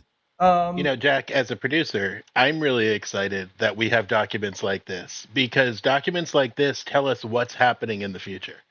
God? Right? We learned so much about Starship version 3 from this document, and about what's going to happen to the launch site in Boca Chica, and even 39A. So like, keep putting out these documents. Alex will keep sitting in the room and eating pizza for 48 hours because we need this information. This is the information that no one wants to read. A 143-page document. Alex does, because he learns a lot about Starship. All right, hear me out. Just let me cook for a second. Get some electrodes. Like we fashion a taser into some sort, but we make the taser internet enabled. And so we have a camera in Alex's room, and when he's not working on the script, was like somebody can just press a button, like one of the Hive operators can just press a button and tase Alex. Like, I think the plan. That's perfect. Let's do it. Yeah, and as Ryan Weber was pointing out in the back channel, and I was also going to be pointing this out, is that we have more coming up, because there's other environmental assessments being proposed, essentially for 39A and Slick 37. They are right now in that period where, they go through early consulting and early comments. In those cases, it's an environmental impact statement, but we're going to have a draft EIS. For 37, I think it's going to be later this year, and for 39A, it's going to be early next year. That's, I think, how their schedules are going to be like. And then a final one will also be released later down the line. We'll also have a final, because this was a draft of the EA. So eventually it's going to be a final one with modifications and, recommendations and when, if you remember when they had the FONSI back in 2022, yes. Hey, exactly. When they had that, they had a whole list, like I think it was like 80 something mitigations. A finding of no significant impact. Okay, just making sure. Yes, you showed it actually on screen earlier, showing the video. I thought, anyways, yeah, it is essentially a finding of no significant impact, and sometimes there's mitigated FONSIs. So mitigated FONSIs, what it means is, sure, there's not going to be a significant impact, but for that, you need to do like this list of things. So I'm expecting something along those lines for Starbase when they release the final EA and they get the mitigated FONSI. I think it's going to be a mitigated FONSI for that. And we're going to get a lot of information about what else they need to do and what else, all updated stuff, because whenever that process ends, they're going to be updating a bunch of these numbers. So we're going to have another video probably about that, and also for 39A, for 37, you name it. And for those that may thinking, why don't you do it for Blue Origin, for example? We actually do. When they do it for other companies at the Cape, we do that on a KC flyover. So just saying, we had a recent one with Stoke. Can I just take a second to say that Okay, time's up. Oh, dang it. Go ahead, EJ. No. You have the floor.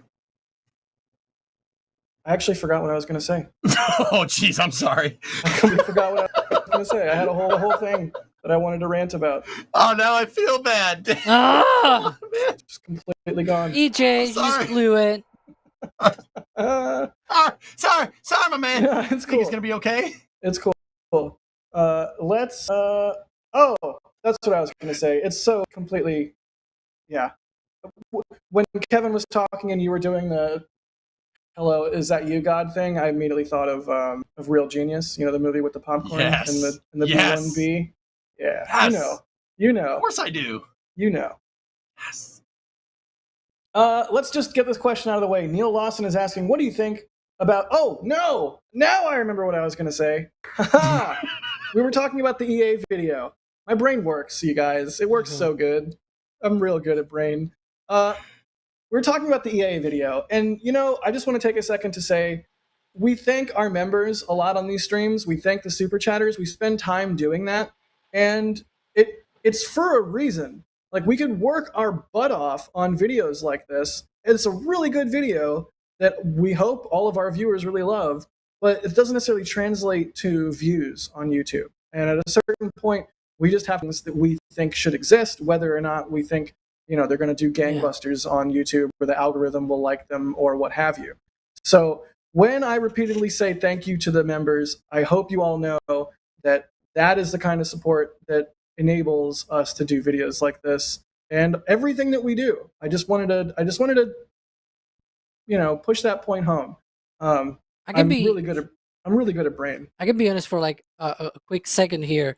We actually had that worry, right? Because it's like, this is just a dump of information. It's a 143 page. Will people even watch this? Right. And so but we still did it because it's like, look, we got to do it. There's a lot of information and we can reference it back whenever we have a live stream and somebody asks, oh, well, you know, you can watch this complete video, you know, about all of this stuff. And it's a resource that, you know, we have, that you guys have, that you can watch, you can see that information being laid out. And it's important for, you know, to know what's going to happen in the future.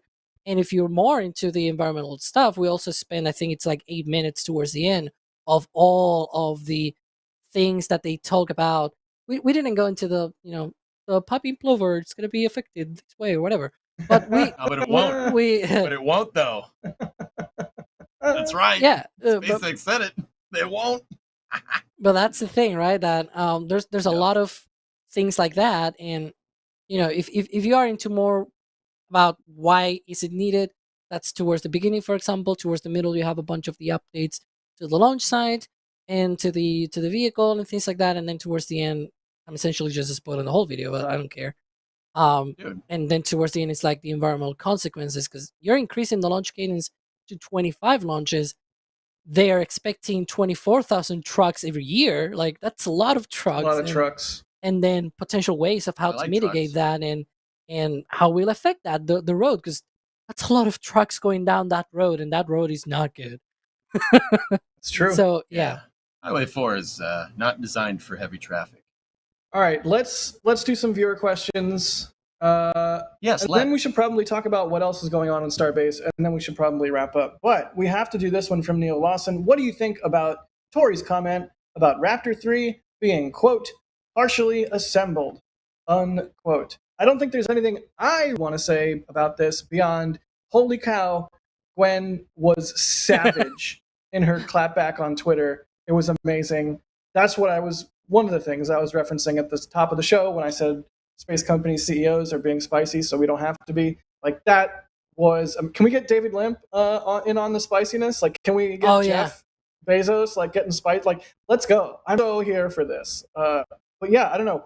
EJ, I'll let you go first. What do you think about Tori's comment about Raptor 3 being partially assembled? I mean, he said right before that it's an amazing piece of equipment. I mean, he ain't wrong.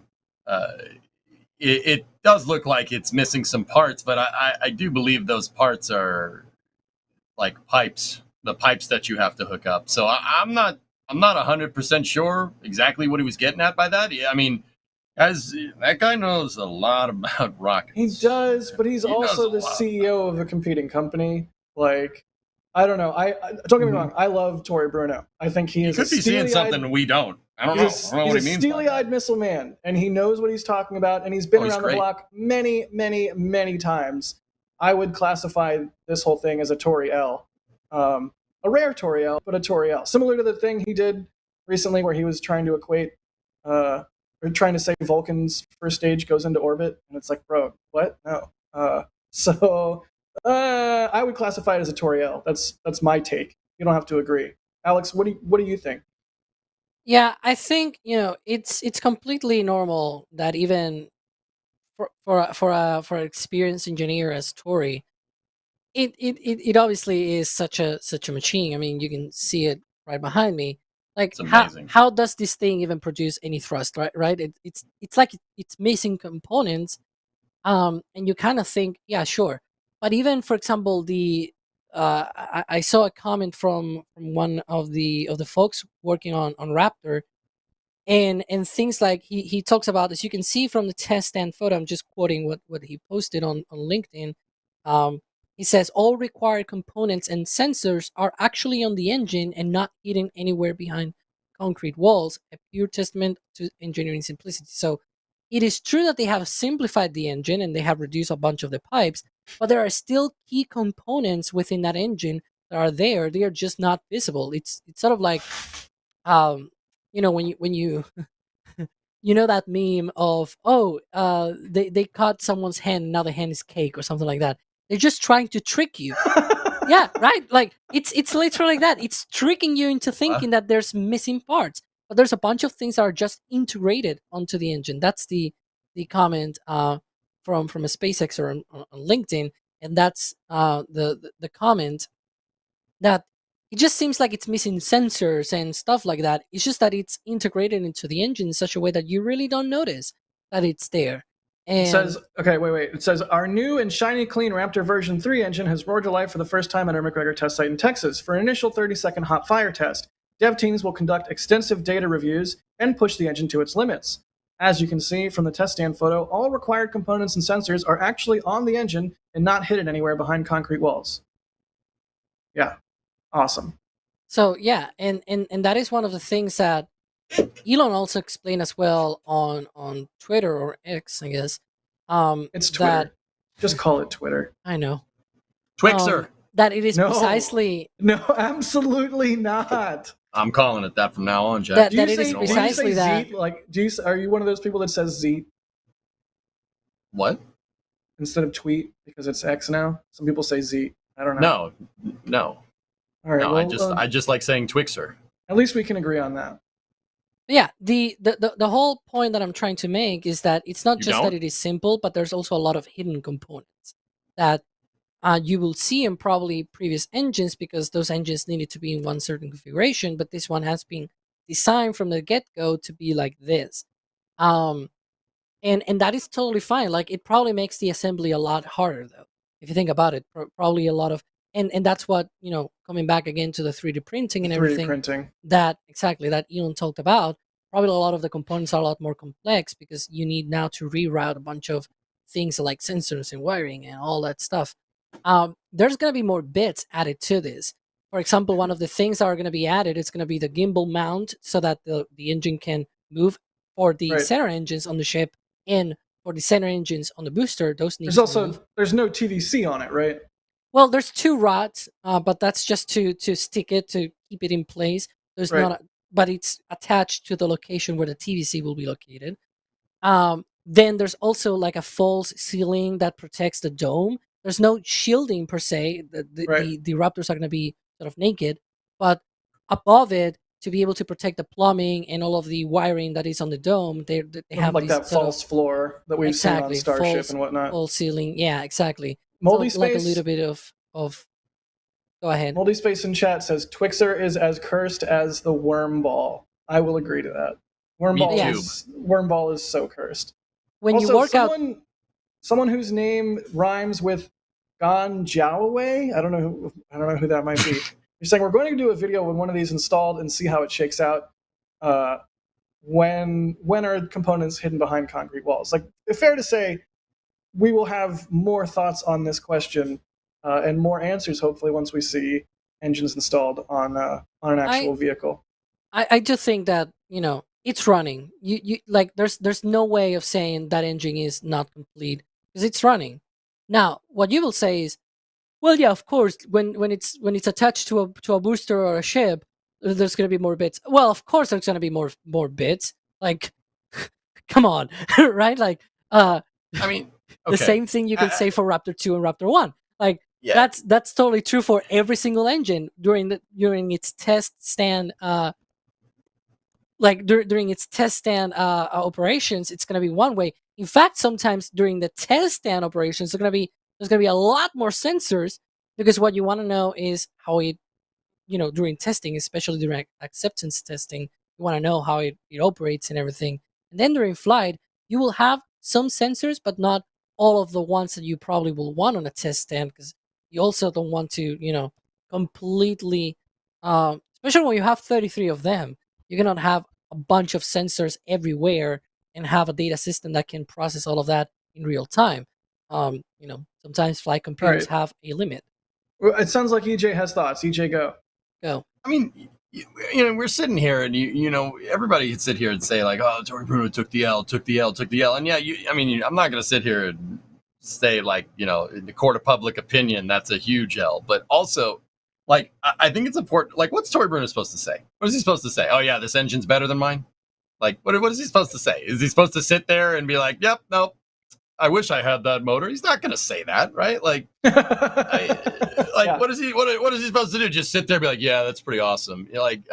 He did say that, actually. He said that a little bit later, believe it or not. But I don't know. It's just something to kind of think about. Like, yeah, you got to say, like, if you're going to say something, right? Like, but just an idle thought, I guess. What is he going to do? Just, oh yeah, this engine's way better than us. Everything that we use is nothing like that. He's not going to say that. Right. Why would he say that? 100%. So, all right, what else has been going on in Starbase? Ship 30 had an engine swapped. It was an RVAC. It went to Massey's. It did a spin prime. It went back to the production site.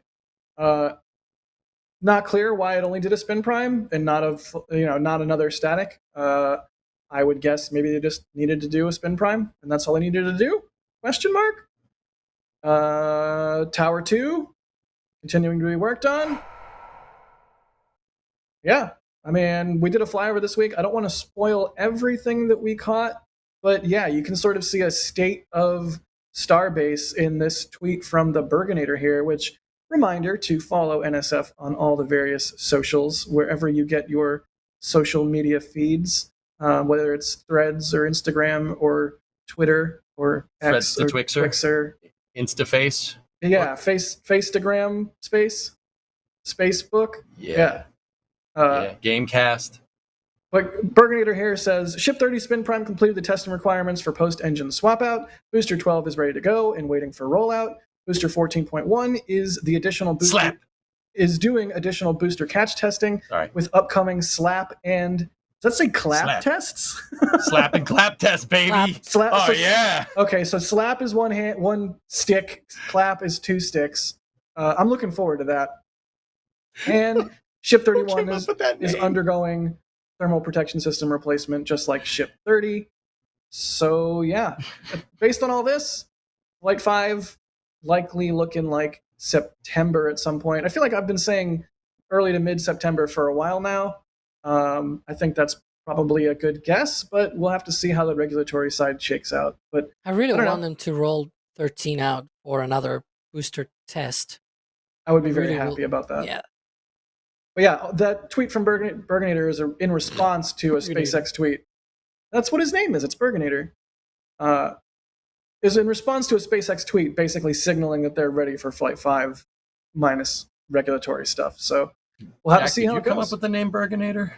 I did. I think that was if you remove me, Kevin, there you go. You can see there. That's booster 14.1. Did you just call me Kevin?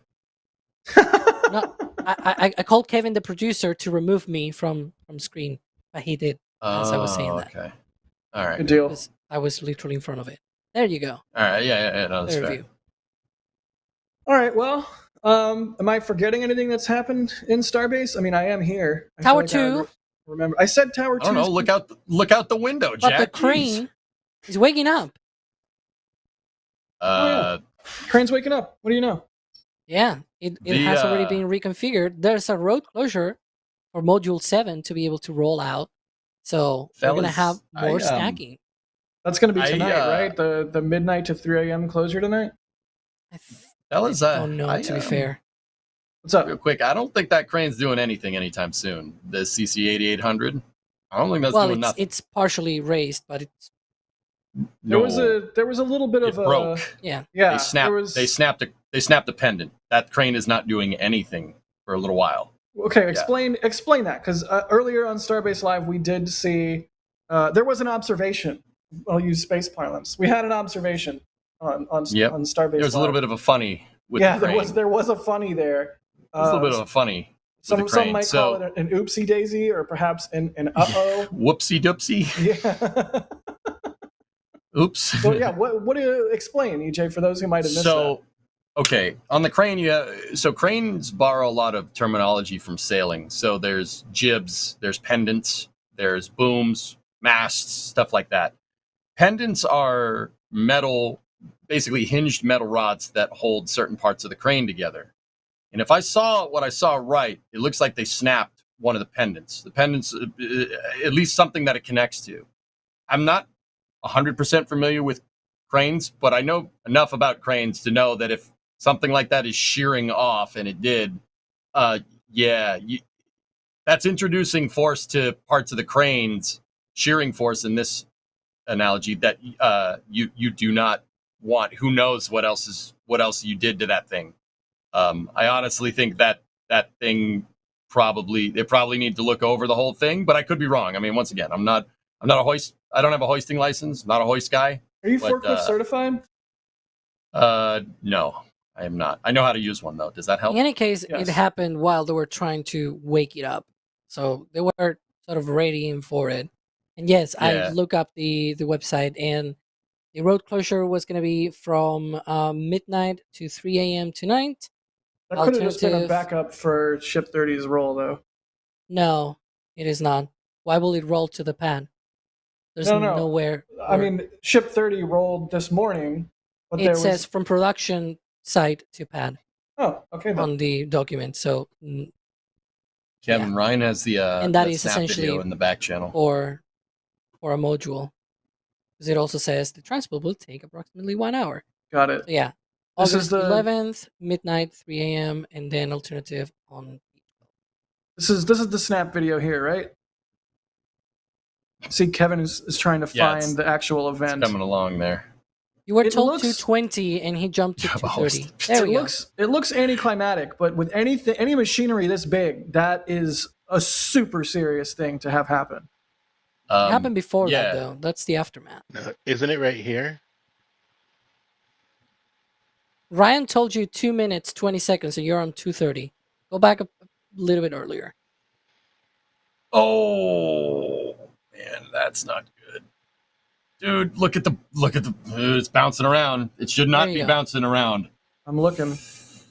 That is. Yeah. Oh, yeah, that's sketchy. So it happened at 2:30, right where I went to, not 2:20. Yeah. Thanks. Yeah. That's what Ryan said. Ryan's wrong. Damn. Ryan Wrongton. Damn. But yeah, interesting observation, EJ. I do wonder how long it'll take them to get the crane back in traction. I mean, dude, it's like if something weird like that. There's a lot of moving parts on that crane. All right, there's a lot. So that type of crane, guys, the CC-8800 is what's called a lattice crawler. It's assembled. It's like a big Lego kit or a mechano kit or an erector set. It's assembled. So because it's assembled components, right? Like these, there's a lot of small pieces, a lot of odds and ends, right? And reconfiguring the crane, you take it apart, you put it back together. It's like, like I said, it's like Voltron. The more you hook up, the better it gets, right? But in this particular case, there's a guy right next to it that sort of looks it. You see him get away from the dolly. He runs from that dolly. And guys, for a little bit of perspective on scale, that dolly's as big as the truck in the foreground of the shot. That Nissan right there. That dolly is huge. It's not a small piece of equipment. And they snapped something. And if you snap one thing, you don't know what you did to anything else. You could have worn out another component somewhere. I mean, I talked to my buddy who's a crane operator, like who uses these types of cranes, and he was saying he wouldn't touch that crane, wouldn't touch it. Like I kind of agree. There's a lot of moving parts. You don't know what other forces you induced on that thing by doing that. Watch the guy down the bottom, guys. It's the whole entire boom and jib is just vibrating. Yeah, because something else snapped. And if one thing snaps on the crane, you could introduce cascade. loads. Yeah, exactly. That's why he's like, nope. No, he heard it. Did you hear? He starts running before the thing moves. Wow. You see it move? That's not good. That's broken. That's very broken. Well, I'm so glad nobody was hurt, because holy cow. That boom is extremely heavy. Right. Yeah. Whew. Well, anything Watching else the N1 launch. I'm forgetting about that's happened in Starbase? I think that's about it. Oh, jeez. I'm glad you remembered that, EJ. I'm glad you brought that up. Yeah. All good, man. Other than that, let's see. And on that don't recall bombshell, anything else. it's time to. A couple more questions I do want to run through.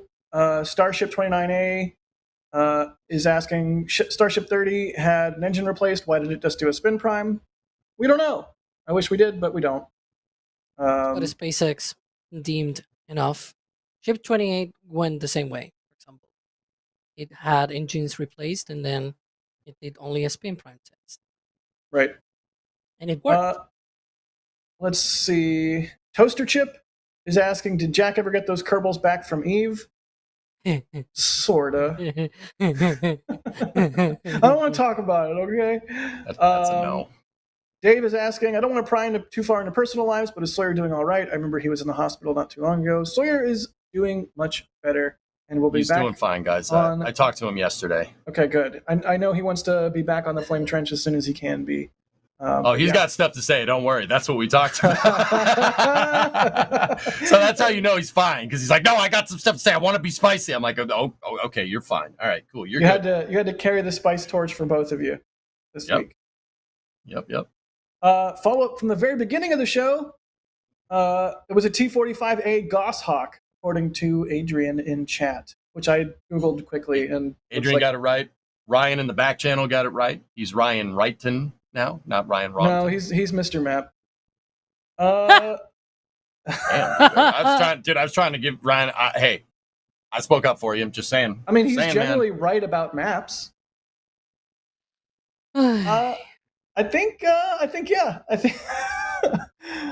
we should call it. Tommy, thank you for the support. They say it's important that you do videos like that. It's what makes your channel great. Thanks, man. Like, from the bottom of all of our hearts, we're a bunch of hardworking, very passionate individuals, and it means a lot. Hopefully more to come. There's a list that is endless. There is a list. I can confirm. A really long list of videos that we're like, should we do a bunch of these? Let's work on them and see what else we can do. Right.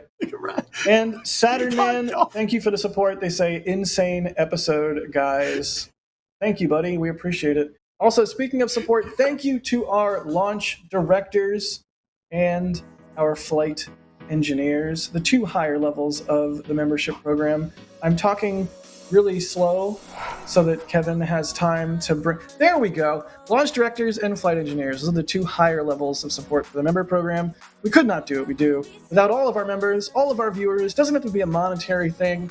It's sort of a giant crowdsourced news network for space stuff. And the launch directors and flight engineers are the cornerstone of that. Kevin, I'm getting the weird radio thing again. What is going on?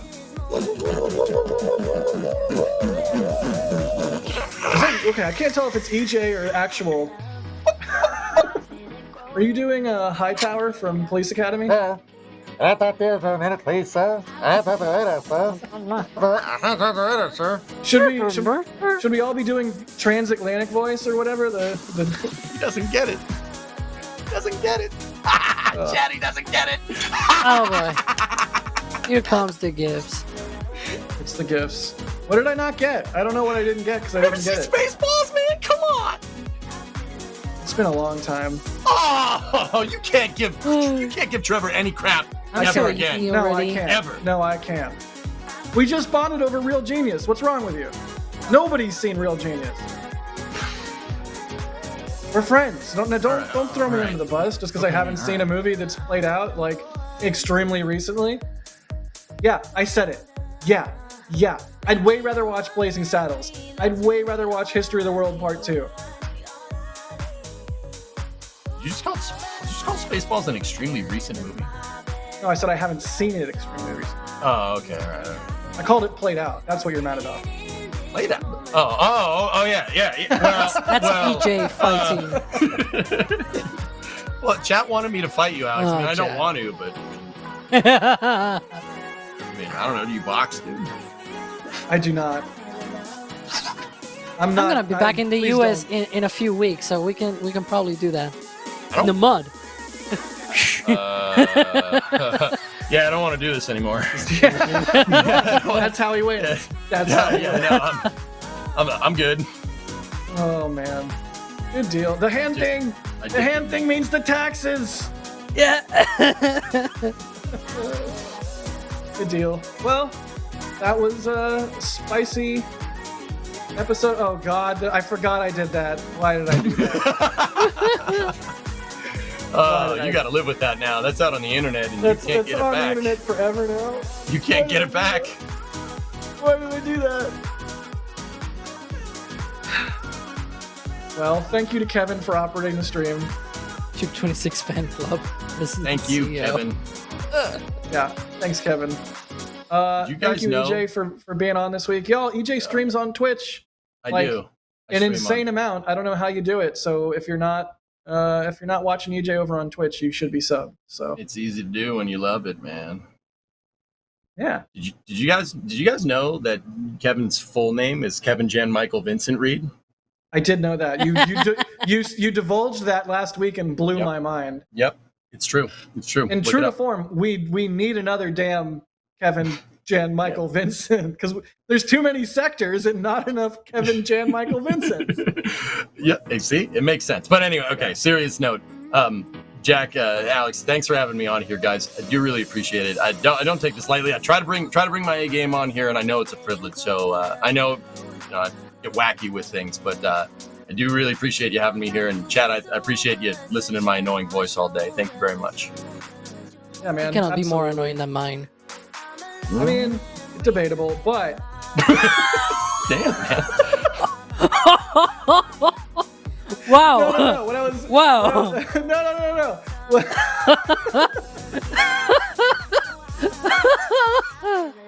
Okay. It's beer o'clock. Let's go. Thanks, Alex, for being on.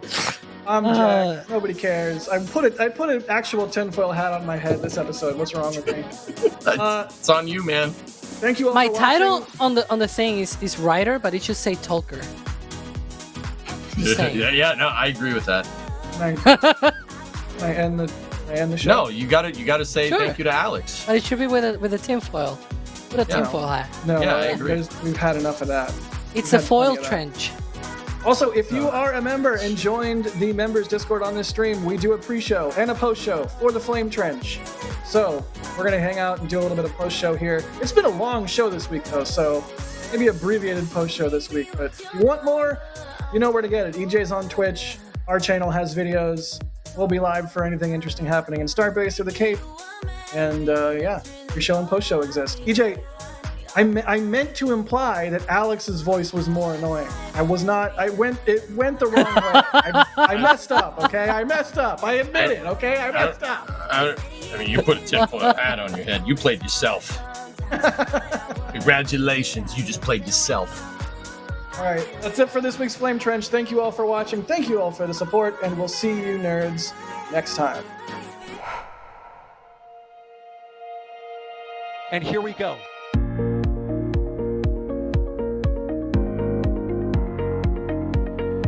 We have liftoff. Propulsion continues to be normal. R68 chamber pressure looks good. Following up. Roger, planet. Water towers, fly! Yes!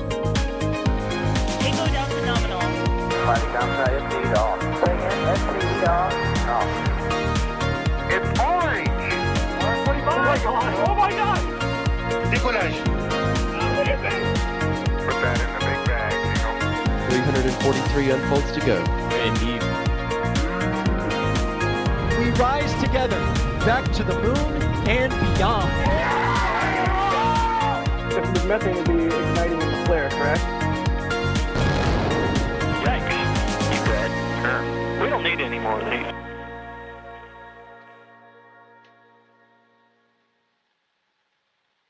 Waiting for the YouTubes.